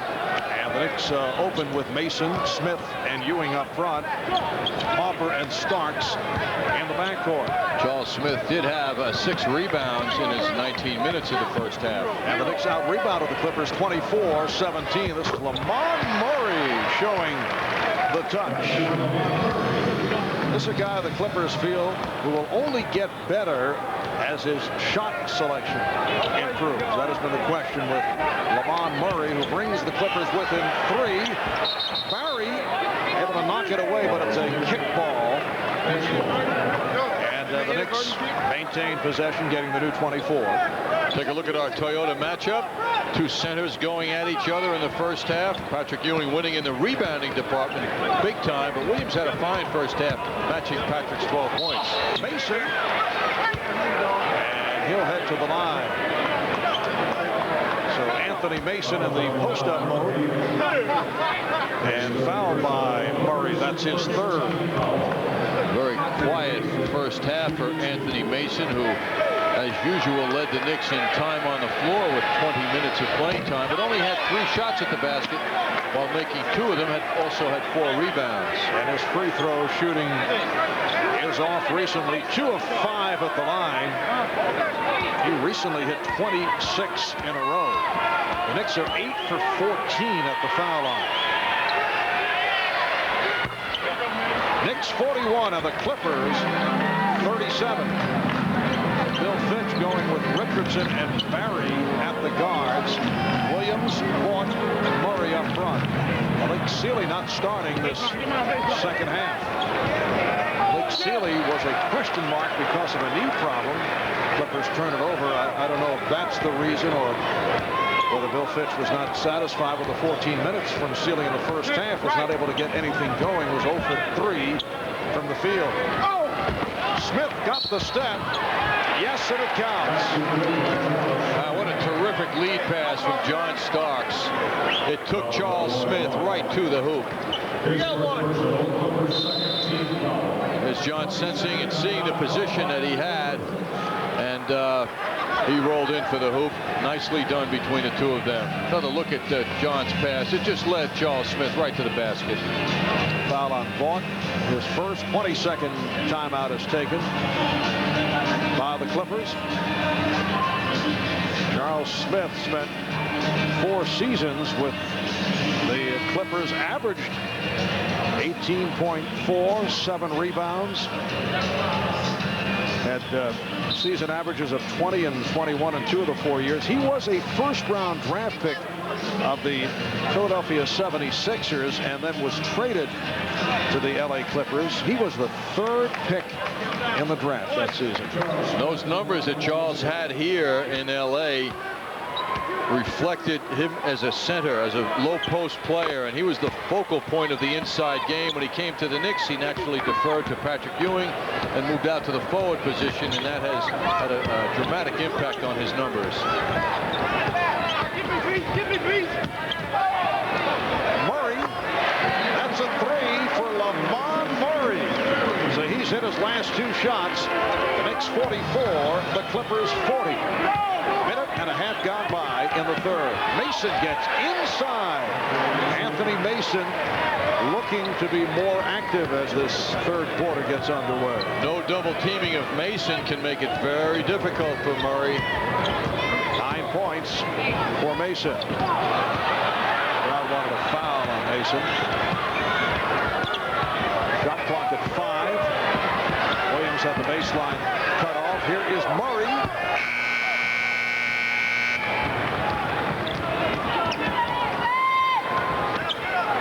Ewing.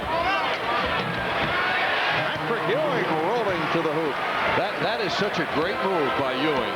I mean, those who see Ewing game in and game out have to be so impressed with that move. So simple, and it was from the left hand. 14 for Ewing, and the Knicks open up an 8-point margin. He's checking the shot clock. Down to 3. Richardson.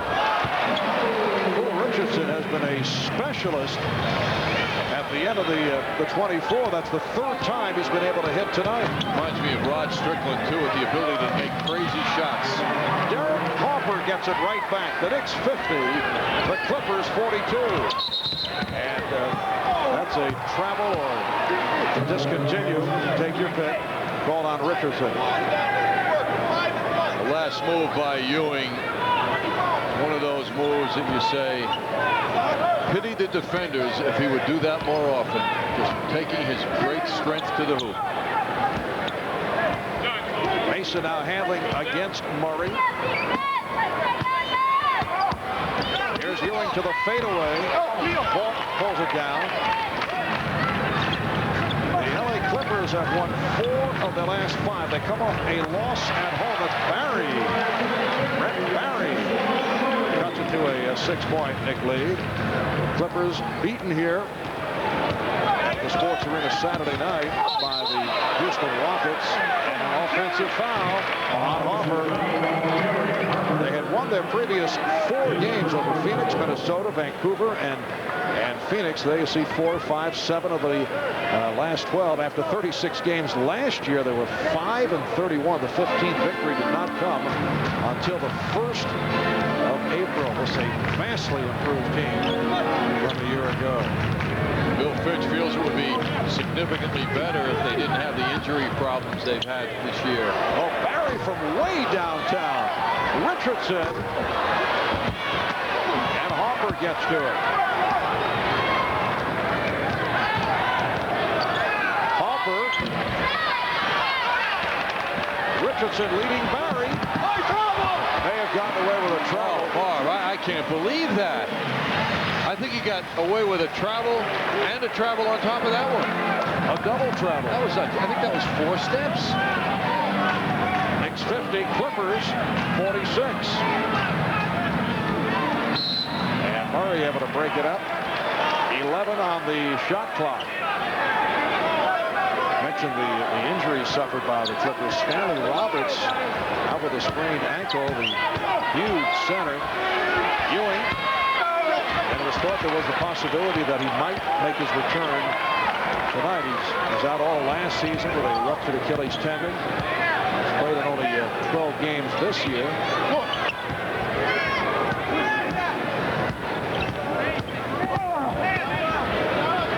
Shot clock at 5. Ryan Williams had the dribble knocked away, able to recover, and just did beat the 24. Ryan Williams taking the 24-second clock rolling down in very nonchalant fashion. Not many people his size, though, could get away with what he did with the control of the ball while he was dribbling it. Had pressure on him. So the Knicks lead is 2. Ewing, yes. Well, you notice, Marv, we haven't seen Patrick out high all night, facing the basket, top of the circle, as we have throughout many games this season. We've actually seen a nice blend, the entire repertoire for Ewing. 6.5 remaining in the 3rd. Smith set up by Harper, and the Knicks now lead by 6. Well, Smith has played well, going at a very relaxed pace, putting any pressure on. 9 points, 6 rebounds for Smith. Barry digging hard on Starks, who's called for the hold. Rodney Rogers getting set to return, but first a timeout taken by Bill Fitch. It's 3rd down at Bud Bowl, and you're in the game. Beat it, Doc. All right, you bench-warming towel boy reject. There are 4 plays left. Try this one. Flea flicker? What if they catch me? What if they catch me? Don't worry, it's going to be a walk in the park. So take a hike. Ooh, yeah, this is easy. Hey. Oh. Make that 3 plays left. Get a new play card where you buy Bud, Bud Light, and Bud Ice. Oh, look. A 2. Excuse me, that would be mine. Are you a Knicks fan? Do you want to win big? Then you've got to enter Reese's Jeep and Eagle Super Shot Contest with a chance to take center court at a Knicks game and shoot to win the grand prize. Your choice of a 1996 Jeep Grand Cherokee or an Eagle Talon TSI. Runner-up prizes include dinner for 2 at Hula Hands and tickets to an upcoming Knicks game. To enter, just fill out an entry form at all participating Reese restaurants or call the Knicks fan line presented by AT&T for details. Reese's Jeep and Eagle Super Shot Contest. Enter today. You started putting money away for my college when I was little, right? Smartest thing I ever did. I guess I gotta start thinking about stuff like that. I'll talk to my guy, Payne Weber. He got you through college. Broker? Do I want to be in stocks right now? I thought the same thing when I started saving for you. But he showed me if I was looking long-term, the only place to be is in the market. And he'll know that's what I'm looking for. He'll know. Because he'll ask.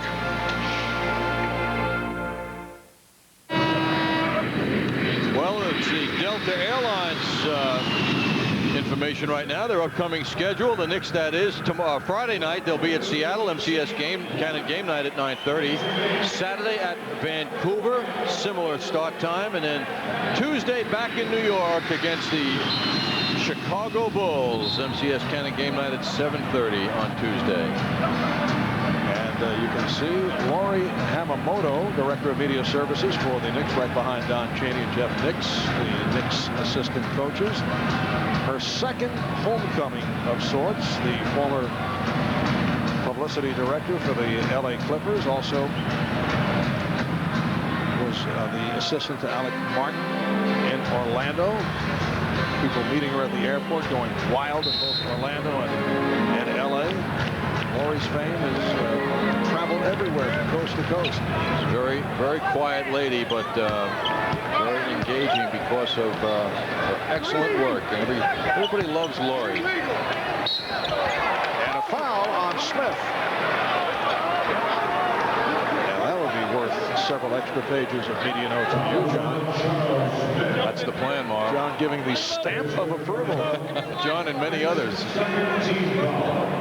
That's 3 on Smith. The Knicks lead by 6 with 5:50 remaining in the third quarter.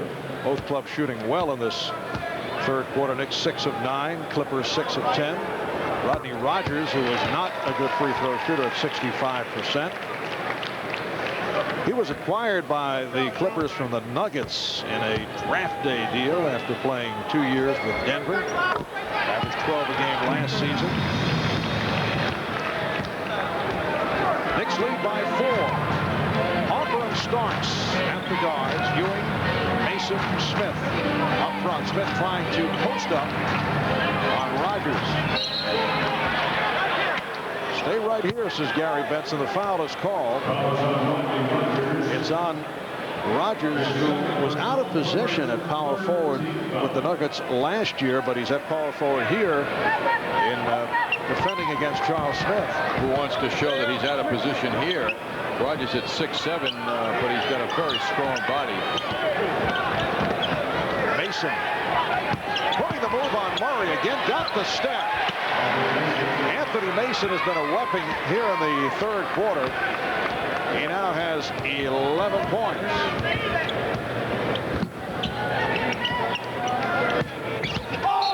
Rogers called for the offensive foul, using the arm to push out. We were speculating as to why Malik Sealy is not out for the third quarter. Did not have a good first half, but we're told he has a bruised right thumb, and it is a question mark as to whether he will return. Just under 5 minutes left in the third. Knicks making it very clear what they want to do in this matchup, favoring Charles Smith. And Charles just with a beautiful finish to that move. It is working very well here in the third quarter. The Knicks actually alternating post-up moves between Anthony Mason and Charles Smith. And the Knicks now lead by 8. Here's Williams. Harper with the rebound. Now Ewing hits down low. Smith. Well, thought he traveled. Ewing, yes. Patrick Ewing extends to a 10-point lead. And the Clippers want to talk it over. 4:17 remaining in the third. Strong move by Mason off the hip fake. AT&T is a proud sponsor of New York Knicks basketball on MSG Network. January puts a great lineup of big-time sports action right at your fingertips on MSG Network. Like New York Knicks basketball with matchups against the Supersonics, the Bulls, and the Miami Heat. New York Rangers hockey with face-offs against the Kings, the Flyers, and the Boston Bruins. MSG brings you all the pregame stats, stories, and team news with MCS Cannon, Knicks, and Rangers game night. January is a big month for college hoops fans, with matchups that include Villanova, UCLA, UMass, and Manhattan, plus 4 more big St. John's games. Get an inside look at the progress of America's Olympic hopefuls as they prepare for the upcoming games in Atlanta. Don't miss the road to U.S. Olympic gold.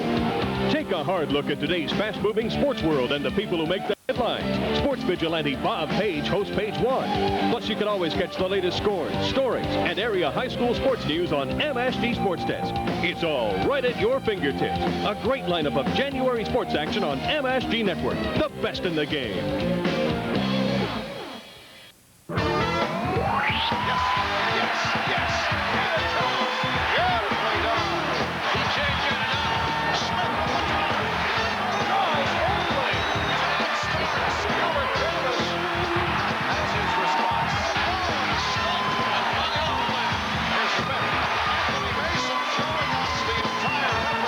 Head for Seattle to take on the Supersonics after MCS Cannon Game Night, Friday night on MSG. Remember, when you're having good times with good friends, drink responsibly because friends know when to say when. A reminder from your friends at Budweiser. Knicks getting some work done inside. Anthony Mason working. No help until the very end of that move, and Mason just ate him up inside. Knicks have matched their biggest lead, and the Knicks doing a nice job off the boards, as we discussed on Knicks Game Night. Among the many problems recently by the Knicks, the lack of rebounding, but not the case thus far tonight. Just under 4 minutes left in the third quarter.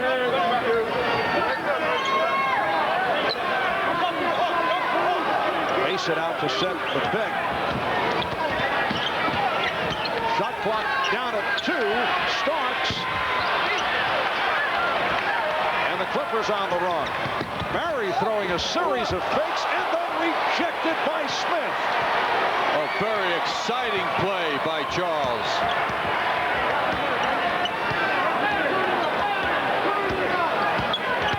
Mason with the spin and then threw it away.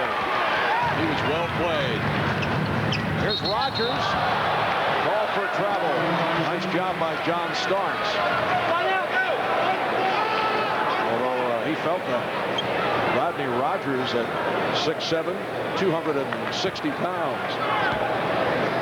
Mason took a finger in the left eye, although he's not showing it. He happened to run by us closely. I could see him kind of squinting a bit.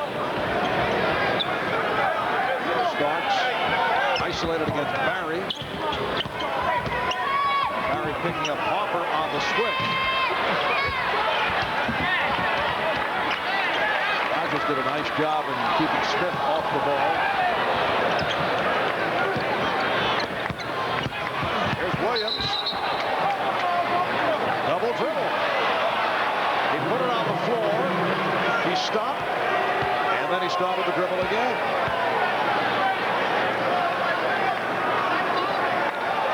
Clippers struggling right now to get something going, and the Knicks are in position to blow this thing open as Bill Fitch expresses his feelings on that last play.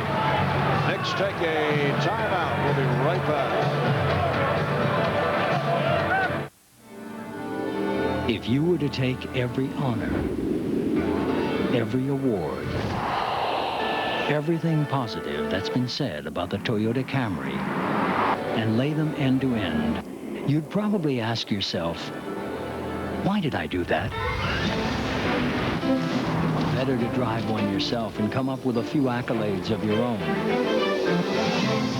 The 1996 Camry, the gold standard from Toyota. Person needs to send resume to New York. Wants to make a big impression. Goes to post office. Finds out priority mail is a smart solution. Resume gets noticed. Person gets job. Now, if he can only get a cab. Team needs new jerseys. Person has to deliver them overnight. Goes to post office. Finds express mail is a smart solution. Guarantees delivery. Jerseys arrive on time. Person avoids getting sacked. You can catch the Wizard of Oz on ice live at Madison Square Garden now through January 21st. This live spectacular brings to life Dorothy, the Scarecrow, the Tin Man, and the Cowardly Lion with world-class figure skating and cutting-edge technology. Tickets are on sale now at the Garden box office and through Ticketmaster.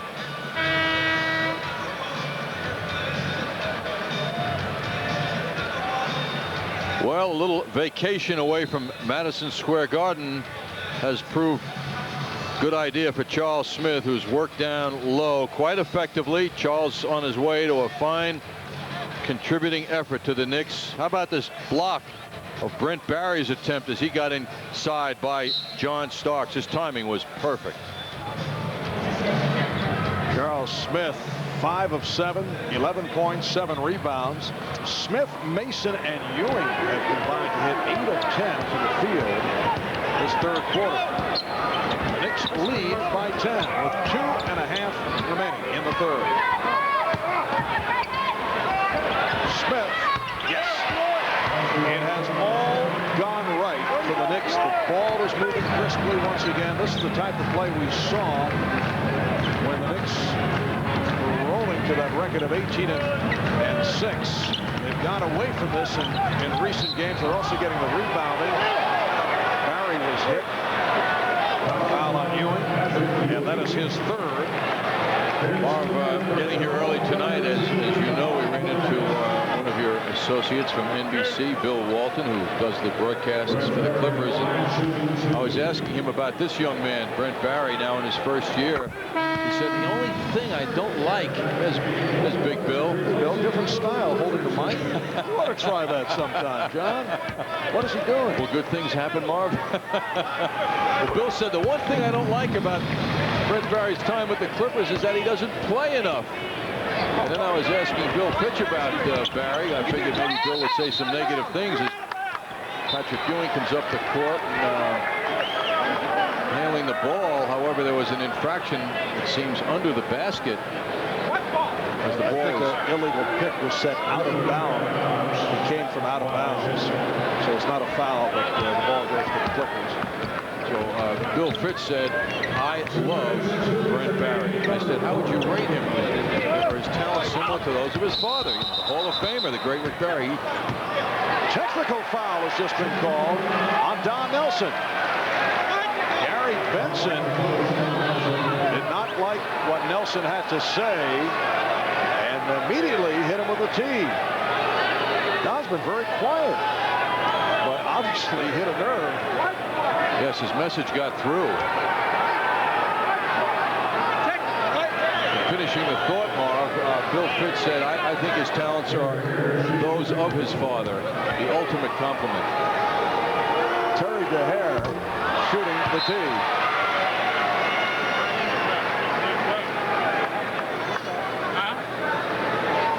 And now Don Nelson was just told by Dick Bavetta to move aside as the ball was thrown in.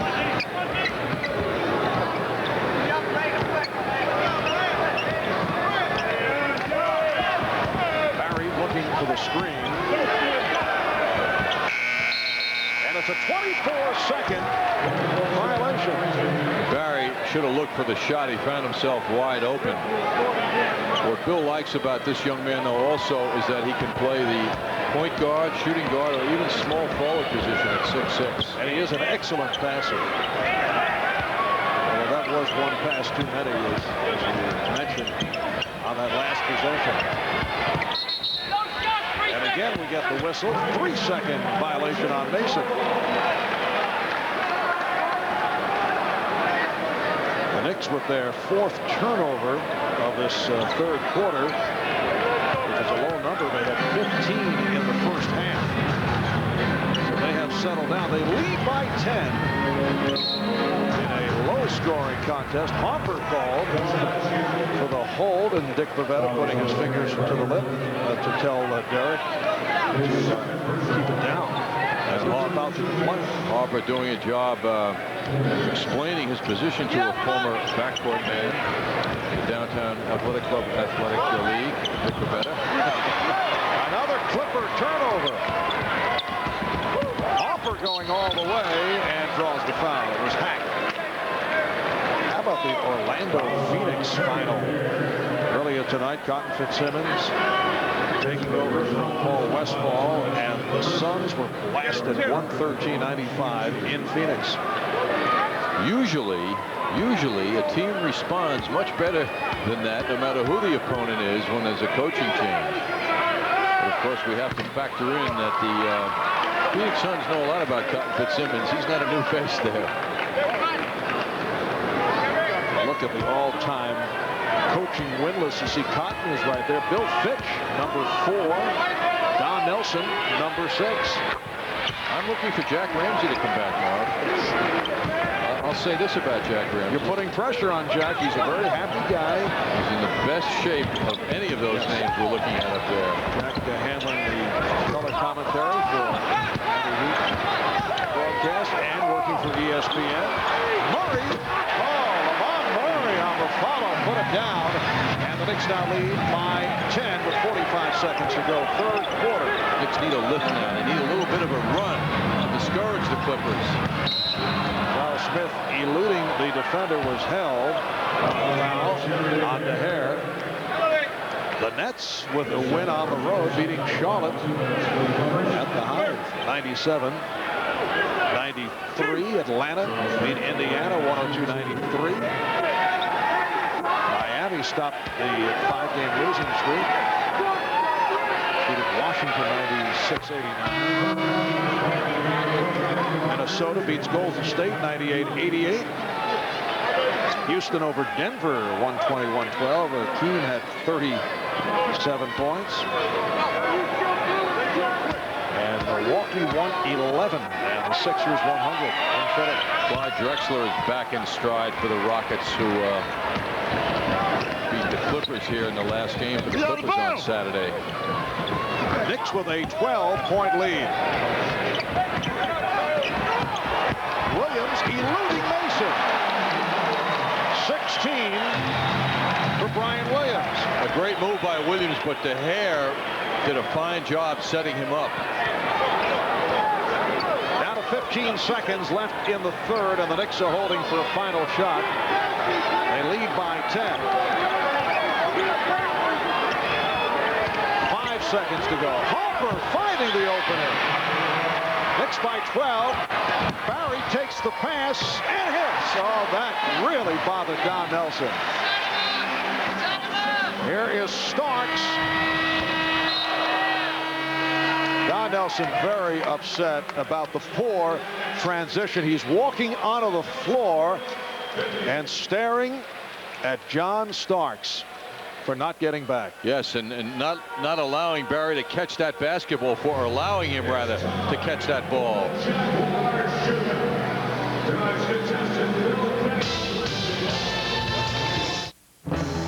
There are sure to be a few records set during the 1996 Olympic Games. And as the official airline, Delta has already set one. Of all U.S. airlines, only Delta flies smoke-free on every flight to every city worldwide. It's not something we did to win a gold medal. We did it so you could breathe a little easier. Delta Airlines.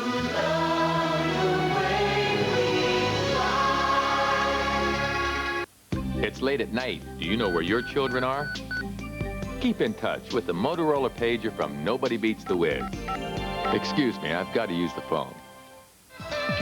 New York Knicks basketball is brought to you in part by the New York State Lottery. Play Lotto and you could win millions of dollars. Hey, you never know. By your Tri-State GMC truck dealers, the strength of experience. And by Payne Weber.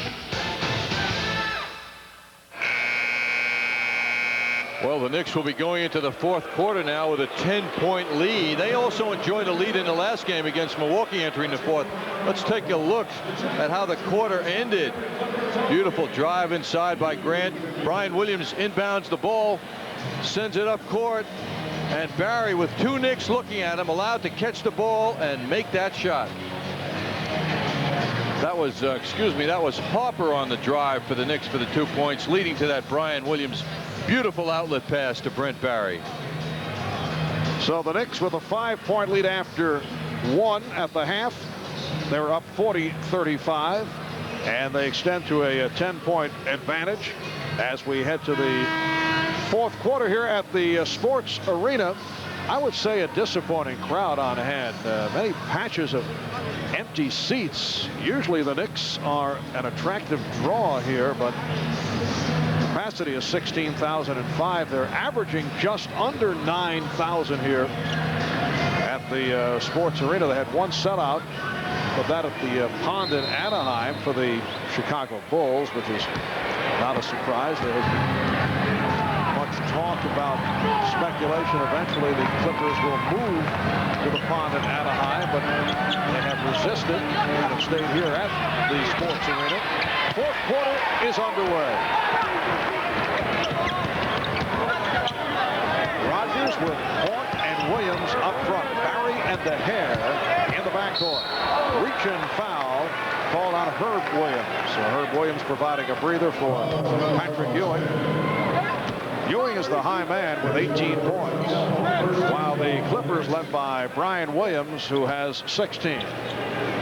Once again, the Knicks shooting well at 50% for the game. They shot over 50 the last two games and lost both to Milwaukee and Sacramento. Williams got inside, could not hit. Fort missed on the tip. Good tip out by Charles Smith to Derek Harper. Mason posting, going at Rogers once again.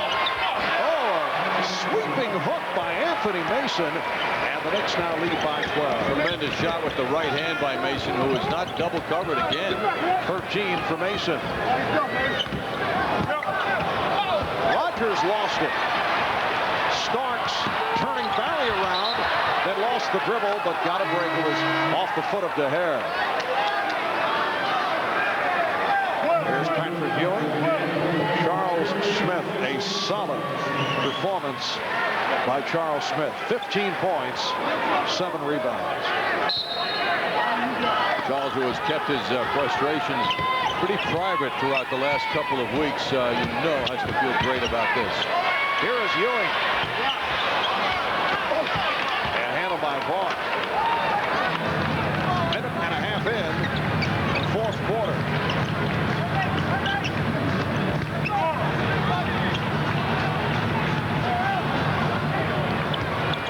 Ewing nearly picked it off. Williams on the recovery, push from behind. Foul on Herb Williams. So Don Nelson going with the combination of Patrick Ewing and Herb Williams. We have not seen this since earlier in the season. He didn't go any further because he was held. And Herb Williams called for the foul. 1 and 3. 35. 1 and 3. Don Nelson has been, I'd have to say, pretty conventional though tonight. We saw the 3 guards on a couple of occasions. Charles Oakley sitting it out, which affords him the combination of Herb Williams and Patrick Ewing. Charles out with the left Achilles tendon injury. But very little mix and match, because the advantage has been in the matchups for the Knicks, who in the third quarter in particular have been able to successfully post up against Rodney Rogers and Lamont Murray. Yes, the Knicks going strong to the inside game. Pretty much 2 guards throughout the game on the court instead of 3, as we often see. Foul against the Clippers. Toss turning to Hair. New 24 for the Knicks. De Haer playing a real point guard role for this team, not forcing shots. Came into the NBA as a high-scoring player out of Seton Hall and has adjusted his game dramatically and successfully. Bill Fitz speaks very highly of his development, and Malik Sealy, who unfortunately we're not seeing much of in this game because of his injury. Bruised thumb that has kept him out of the second half. Here's Rogers unloading from three-point land. Starks. Yes. John Starks. That's a 2-pointer. Patrick Ewing looking for the 3, but John had the foot on the line. So the Knicks now lead 72-59. It's their biggest lead of the night, and the Clippers take a timeout.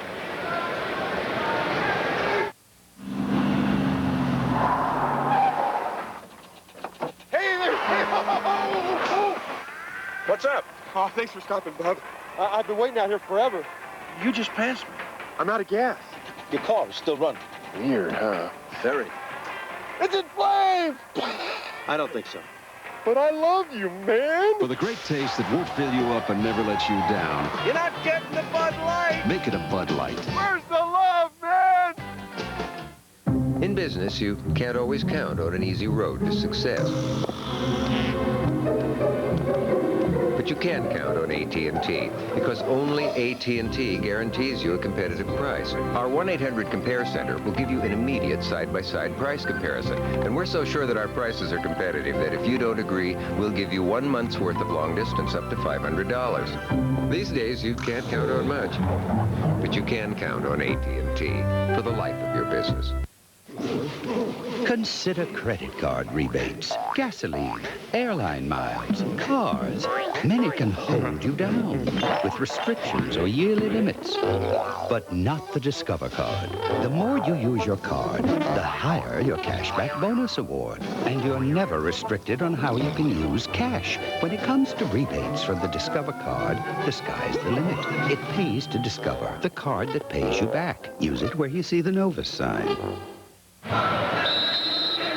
Now it's time for the MCS Cannon quote book. Hey, listen to this. Bill Fitch, 61-year-old Bill Fitch on his youthful Clippers with an eloquent statement. They're a team as young as I am old. Eloquent, huh? MCS Cannon, let us show you the possibilities. Eloquent in that it's rather confusing, but deep. Bill's a teacher, and he's often asked us why he continues coaching at this age, and he said, in a recent interview in the Orange County Register, he said, it's because I'm not finished yet. Offensive foul on Rogers, who has had a long night. Knicks 72 and the Clippers 59. One of the better performances by the Knicks in recent games. And going up against the Clipper club that has been playing well 4 of the last 5. They come off a loss to the Rockets. 3-second violation. Patrick planted himself waiting for that pass, which got to him, but not before the whistle blew. He was in the lane too long.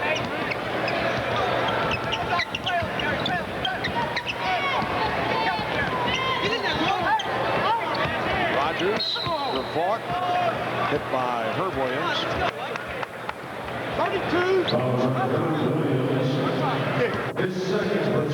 2 on Herb Williams, who is getting the playing time tonight. Knicks have made Loy Vaught, their Clippers high scorer, a very quiet participant in this game. Getting the shots that he likes. 4 of 11 from the field. Starts with the steal, but couldn't hang on. Recaptured by Barry. And Paul Mahalik making the decision that the clock should be reset and take off 3 seconds. So the Clippers get 21 on the shot clock. Bill Fitch not pleased about it. He's actually wondering how Paul Mahalik made the judgment of taking the 3 seconds off. Didn't say it quite that manner. He went away quietly, however. And there is Loy Vaught, a difficult angle jump shot. Knicks lead 72-61. Nelson would like to see the killer instinct come out in his team now, so they have a comfortable conclusion to this game. Ewing very close to a travel. Knicks now lead by 13. 20 points for Patrick Ewing.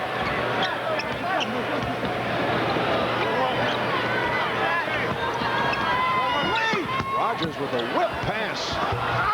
Ryan Williams not able to hit. And Vaught was fouled. Foul committed by Herb Williams. Knicks with their 4th team foul. And first appearance for Charles Bo Outlaw coming on for Rodney Rogers. Outlaw at 6'8", 210 pounds. Played some center last season because of the injuries to Stanley Roberts and Elmore Spencer, and has tremendous leaping ability. He's out there for his shot blocking.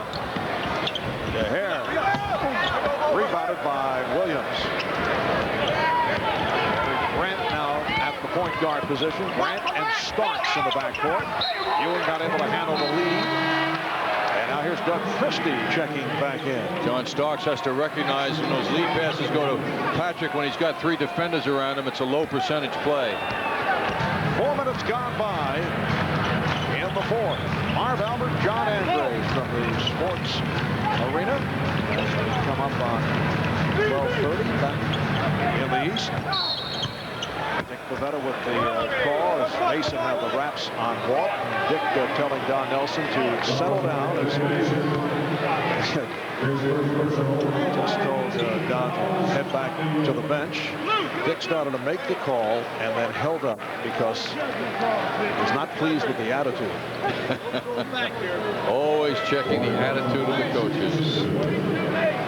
So Roy Vaught at the line. Roy Vaught has been the Clippers' best all-around player in the past 4 years, including this season. Has the average up to 16.7, shooting 53%. Now you're in. Hand it. It's lead on. Let's go. Paul McCulloch. Well, they did not like the byplay between Outlaw and Grant as they lined up. Knicks lead 74-63. Harry Grant, a teammate of Roy Vaught on that Michigan 1989 NCAA championship team. Kickball is called. And a new 24 for the Knicks. John, you look at this Clipper franchise. In the draft, they had the #2 pick, and they passed on Jerry Stackhouse, who made it clear that he did not want to play for the Clippers. And then they took Antonio McDyess, traded him to Denver, and that's how they got Rodney Rogers, plus the 15th first-round pick, the number 15 pick, which produced Brent Barry. There's Ewing, and he was blocked. Blocked by Outlaw. Clippers somehow keep it alive. DeHare for Vaught and a foul. Foul on Mason. Give the credit to the Clippers for their tenacity getting that loose basketball under their control. Gary Grant sitting down. Derek Harper is back. Charles Smith will come on in a moment as Loy Vaught goes back to the line.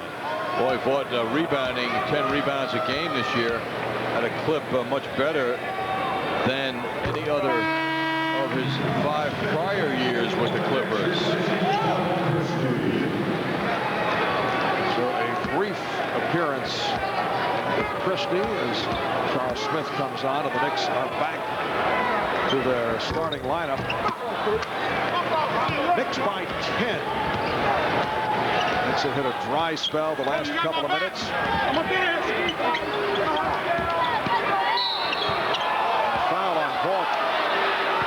Thought it was a soft call.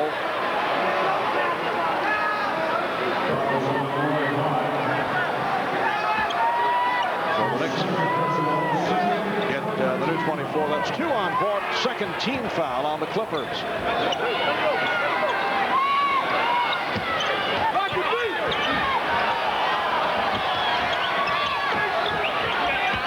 Trying to establish what they want on offense. Now they clear it out for Mason, as they often do.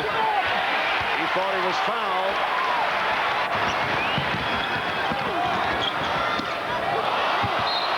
So the ball back to the Knicks. Mason now is continuing to pursue the official, Paul Mahalik, objecting to the non-call that he felt he deserved.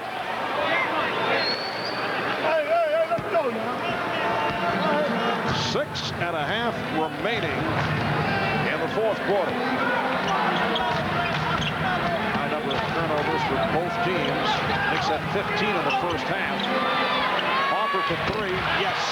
That's a big bucket. There's a lot of time remaining, but the Knicks have been struggling offensively, and Harper comes through from downtown. Yes, it gives him a big lift right now.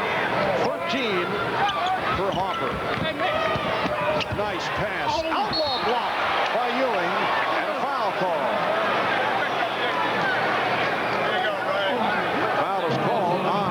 Ewing. That is his fourth. Ewing with a good response. And of course, in replay, it looks clean, but there could have been some contact there, which the official Dick Bavetta seemed to have excellent position to see that. Charles Outlaw, one of the worst foul shooters in the NBA, is 42%. And that's giving him a carryover, a fraction. You're such a pushover, Marv, when it comes to things like that. It's a great play, right? I was wanting to see if he's taken 10 foul shots this year, but he... an air ball thrown by Outlaw. Look at the reaction on the first. Well, he's taken 69 foul shots this year, so he's been at the line a bit. Only Ken Norman is worse than Bo. Knicks. Harper and Barry run into by Mason. Ewing came up hobbling. Patrick Ewing looking to walk it off.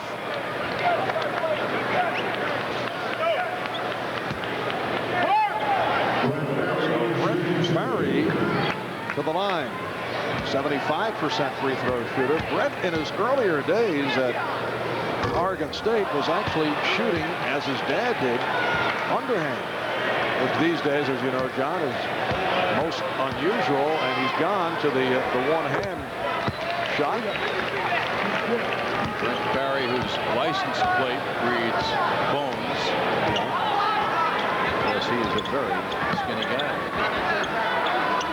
By the same token, Shaquille O'Neal's license plate reads Dunk on You. Here is Smith. And the Knicks now lead 79-65.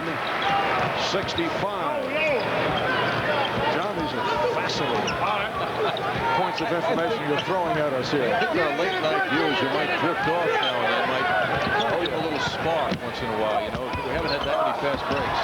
Outlaw rebounded by Harper. Just under 5 minutes remaining in the fourth quarter. The Knicks in the first of 3 on the Western trip that continues in Seattle on Friday, in Vancouver on Saturday. Smith with the shot clock running down did well to get it up and deflected out by Barry. Clippers felt last touch by Starks. Well, Starks put his head right in there to challenge for that loose ball.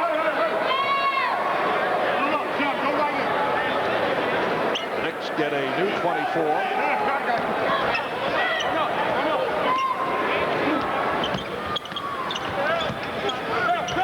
Mason with the screen.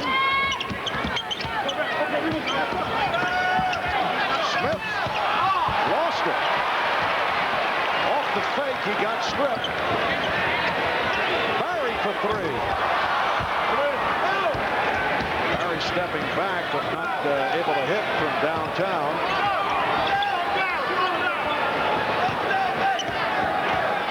Clippers now just under 40% from the field.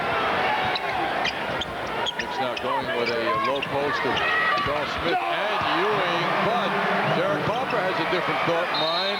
That shot was so low. Charles Smith actually put his hand up looking to deflect it in. It caught the front of the rim, and the Knicks now lead by 17. Strong move by Mason off the hip fake, and he drew. Delta Airlines is a proud sponsor of New York Knicks basketball on MSG Network. Save me! Save me! Save me! I'm being held here at Franklin Square Ford, and you can save me and dozens of other Benjamin Franklins when you buy any new Ford, a new conversion van, or a quality pre-owned car at Franklin Square Ford. Don't let them keep me here another minute when you can put me in your pocket and have a new Ford in your driveway too. Franklin Square Ford, 690 Hempstead Turnpike, Franklin Square. Fun Zone, Long Island's #1 family fun center, now features Zap Zone, the ultimate fun with a laser gun. Seek out your opponent in our futuristic laser arena. Fire your gun and zap the enemy, then try to destroy the enemy's base. Come alone or with friends and turn your birthday party into a Fun Zone laser tag party. Be the top gun. Fun Zone laser tag. It's laser like you've never played before. And after the game, check out our virtual reality and other exciting games. Zap Zone at the Fun Zone, 229 Route 110, Farmingdale. Looking to have some remodeling work done in your home or office? Then call 1-800-REMODEL today and get in touch with the experienced people at Jarrow Building Industries. When you call Jarrow at 1-800-REMODEL, you'll be working with talented professionals who will take you through every critical step of your remodeling project, designed to fit your budget. Jarrow Builders has been providing quality remodeling work for over 29 years and offers a 3-year warranty on workmanship and materials. Call Jarrow Builders today at 1-800-REMODEL and begin to work with the best. Well, 3 minutes and 54 seconds to go. Derek Harper brought some smiles to the bench after he popped up this shot that looked short, and Charles Smith's hand was there to help it. But that gave the Knicks, that three-point effort, a 17-point lead now. Well, very close, but I don't think he made contact. All the Knicks were all over Derek Harper on that low trajectory three-point shot. Brian Williams. The rebound is handled by Charles Smith. Don Nelson this evening going with his starters most of the game, and they have produced 74 of the 82 points. Ewing adding to that number. The Knicks are now 51% from the field. 22 for Ewing. Ewing stepping out on the steal and then put it on the floor, so Barry took it back and then went behind the back. Here's Brian Williams fouled by Charles Smith. One of the numbers that's jumping out, Marv, to me is the Clippers' total of 65 points. With 3 minutes and 3 seconds left in the game, the Clippers had 35 points at the half. So they are really being held in check this evening.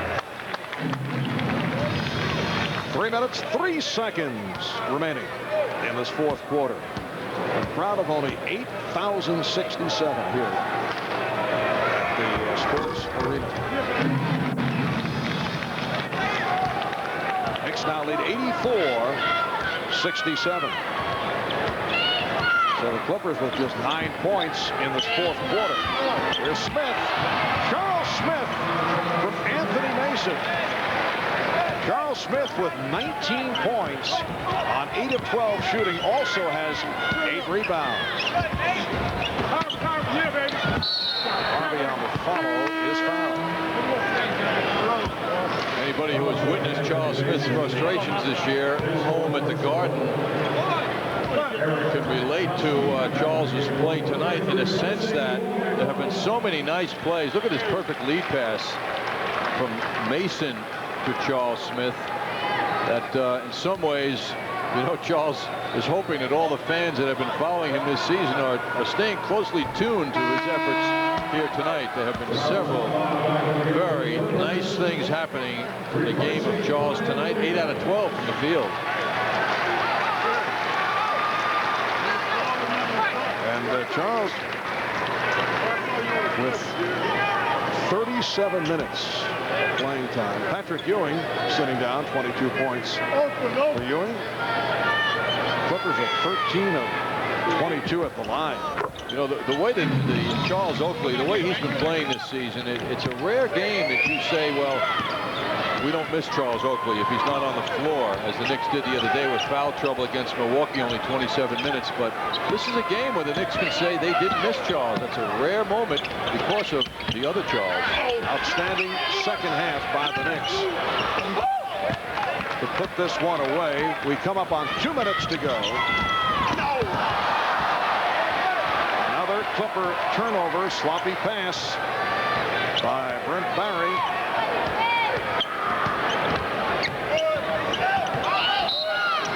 And the foul on Barry. Hubert Davis checking back in. Bill Fitch about to empty his bench. Keith Tower, former member of the Orlando Magic, getting set to come on. John Starks sitting down. 3 of 9 from the field, 8 points, 6 assists.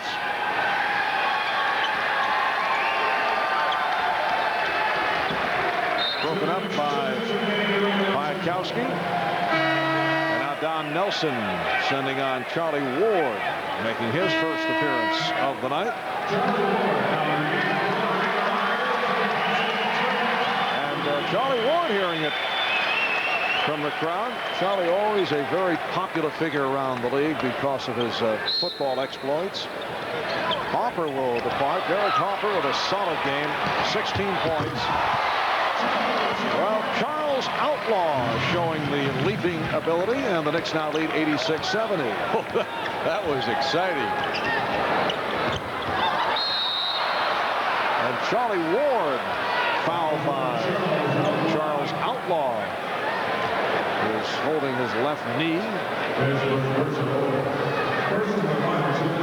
A minute 48 remaining.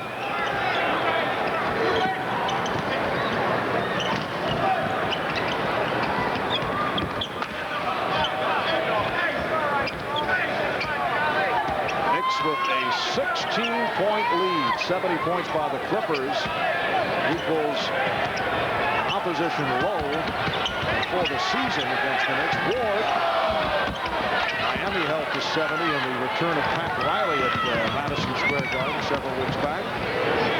Here's the hair. A three-pointer for Seton Hall product Terry DeHare, and the Knicks now lead 86-73. Double up on Mason as we come up on a minute remaining in the game. Gilbert Davis from downtown. And again it's DeHare. So the Knicks now lead 89-75. The low for the season for the Clippers, 82 points. Against Sacramento back in November. Kwiatkowski called for the foul. And Charles Smith to the foul line. Friday night at Seattle will be on hand, starting at 10 o'clock. Next game night at 9:30. And Saturday night, the Knicks play the Grizzlies in Vancouver. Here's Doug Christie replacing Anthony Mason. 13 points, 6 rebounds, 3 assists for Mason, who helped build the lead in the third quarter with the post-up moves. Charles Smith getting close to his season high of 21, which took place in November against Indiana.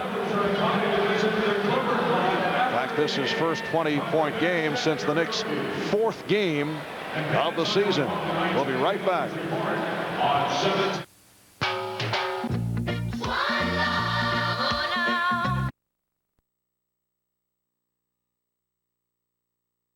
Of course, he is using a Fuji camera with Fuji's exclusive drop-in loading. Gentlemen, load your cameras. And the winner is Fuji cameras, and nobody beats the Wiz. If Phil can load one, so can you. Well, looking back at the games involving the Knicks and the Clippers, our Coke Classic play features the Knicks and Clippers meeting at the Pond in Anaheim, January 27th, 1994. One of the better matchups between these two clubs. Danny Manning tied the game at 101. Manning with 39 points. And then it came down to this. Patrick Ewing hitting the game winner with 9/10 of a second left. And the Knicks win it right here, 103-101. Is this your music selection, John? Yes. Very dramatic. I love music, Marv, and I thought this would fit perfectly. 2 years ago today, frankly, I've had enough of the music ladies. Oh, man. The earthquake hit Los Angeles, causing damage to the sports arena, so the Clippers had to play a number of their games at the Pond in Anaheim. And that game was played at the pond. And that beautiful music was the music of Figaro. Piatkowski able to hit. John in his DJ mode. And the Knicks now lead 90-77 with a half-minute remaining. Herb Williams. Herb showing the outside touch. And here is Outlaw for De Gea. You know, in normal conditions, you look at the crowd and say, well, they're filing out, but actually they haven't. This is what it is. A crowd of just over 8,000 showing up. Davis with 10 seconds remaining. I wish we could play some more of that music, Marv, because the Barber of Seville is an appropriate song for the conclusion of this very important game for the New York Knicks Tigers. Herb Williams called for the foul. Dick Pavetta putting on a performance to demonstrate the call, not realizing that the cameras were not on him. John, I believe he did it for our benefit. To the amusement of Patrick Ewing. So the Knicks lead 92-81, final seconds. And the Knicks delighted coming off the bad losses at home to the Kings and the Bucks to get one in the W column here on the road. They're now 10-6 on the road as they beat the Clippers 92-81, and the Knicks are now 23-13 for the season, and the Clippers dropped to 15-22. Solid second half for the Knicks, and they won it going away. The Knicks 92 and the Clippers 81. We'll be back with the recap in a moment.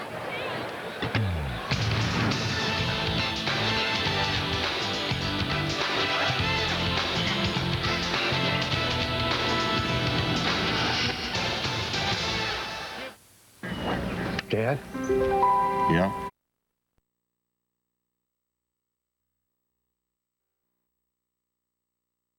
Tell the truth. Is everything all right?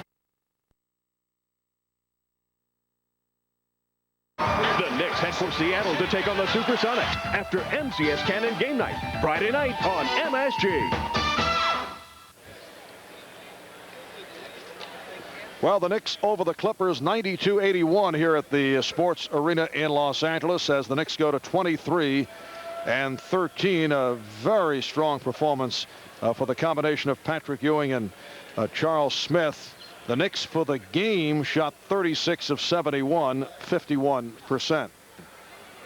Well, Charles with an excellent game around the basket. He also had his perimeter game working tonight, having hit a couple of jumpers as well. Charles Smith 8 of 13 from the field. He had 20 points. He had 8 rebounds, and the Knicks have to be very satisfied. The Clippers, not a pushover club these days. Coming into tonight, they had won 4 of the last 5. Saw this as an opportunity to beat one of the better NBA teams, although the Knicks have certainly struggled, losing 7 of 11 coming in. But the Knicks going with their starters most of the way, played probably their most impressive game in some time. Yes, they had a couple of problems early with the turnover problems, but they remedied that with excellent defense. The Clippers with only 35 points in the first half, and then the game was almost over, and they had 70. They put on a little run at the end, but I think the defense is something the Knicks should be proud of tonight. But more of a test coming up in the next game at Seattle on Friday night. Yes, Seattle playing very strong basketball, Marv, particularly as the better teams do at home. Seattle coming off a win at home last night against the Cleveland Cavaliers. We'll be back with more right after this.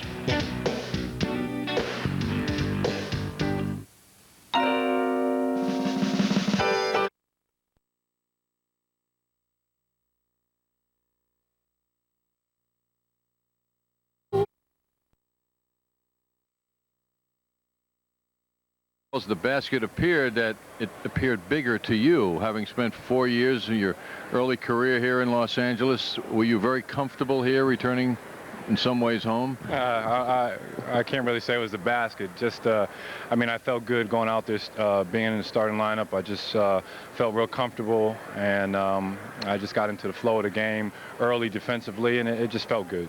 Very solid all-around game for the team, and I stress the word team, Charles, because you know, when a team wins a game, you point out to who's responsible, and many times it's a lot of people, and you were certainly a prime mover in the success of the team tonight. What was the attitude and the feeling for the team going into this game, knowing that they had to have a good one? That was the bottom line, John. We knew that we had to have a good one, and we knew that we had to get this victory. We kind of felt like our backs were to the wall, and we came out and everyone just played hard and played together. All of the teammates of you have gone through stress before, feelings in college and high school. Of course, we all have. Everybody has memories of being down and knowing that you have to respond positively. What were some of the feelings that you felt the Knicks needed to express tonight as a team? Well, we just had to come out and play hard. I mean, we came in yesterday evening. We had a late practice, and we just came in and blew it out and just ran. And the biggest thing is we knew that we had to come out here and be active. You know, everyone had to do a little something extra, a little extra hustle, a little extra defense. Everyone had to, if you're going to make a mistake, make an aggressive mistake. And I think that's what everybody did, and it worked out. And you were facing an opponent that's turned the corner in many ways here. The Clippers are a team you had to have a lot of respect for. Yeah, this is definitely a different time. We came in here, and it was no cakewalk, and we knew that. They have a lot of great athletes. They have a lot of very good players, and they get up and down the floor. I think just because we played a half-court set and we stopped their transition game, that's where they fell into trouble. But they're a very respectable team now. Charles, it was an interesting play in the fourth quarter when Derek Harper took a jumper from the left side out high. You were under the basket, and we had a shot of your hand right around the rim there, and we want a confession. Did you touch the ball? I touched it. Well, Derek got credit for it, so you were... What happened was we designed a play for me to go for the lob. And regardless whether Derek shot it or not, I didn't know whether he was going to shoot it, so I had to go after it, and I just tried to tip it in. So before it went in the hole, you were there. Yeah, I got a little piece of it. I see. Well, you owe something to Derek Harper, I guess, because he got credit for the three, and that came at a very important part of the game. Well, it comes down to it. We all got credit for that one. Charles, the feeling around the locker room undoubtedly has to be pretty good right now, I would think. Well, it's better. I don't think it's great until we, go up against Seattle and Vancouver and see how we do. I think Seattle's a big test for us, and they run a lot of different traps and things. We got to be prepared for that, and if we can get through that, I think the spirits will come up a lot higher. Charles, congratulations to you for an excellent game, opening up the Knicks road trip, and of course to your teammates, and we'll look forward to seeing you in Seattle, and thanks for the visit. All right, thanks a lot, and I thank God for my performance. Thanks, John. Okay, let's go back to Marv Albert. All right, John, and the Knicks will meet up with the Seattle Supersonics on Friday night. That is our next Knick telecast, game 2 of the 3-game Western Swing. Knicks game night at 9:30 on Friday night from Seattle, and we'll be on hand at 10 o'clock. The Knicks and the Vancouver Grizzlies on Saturday night to finish off the road trip. Knicks post-game report is next. Marv Albert with John Andres saying so long from the Sports Arena in Los Angeles. Back in a moment with the postgame.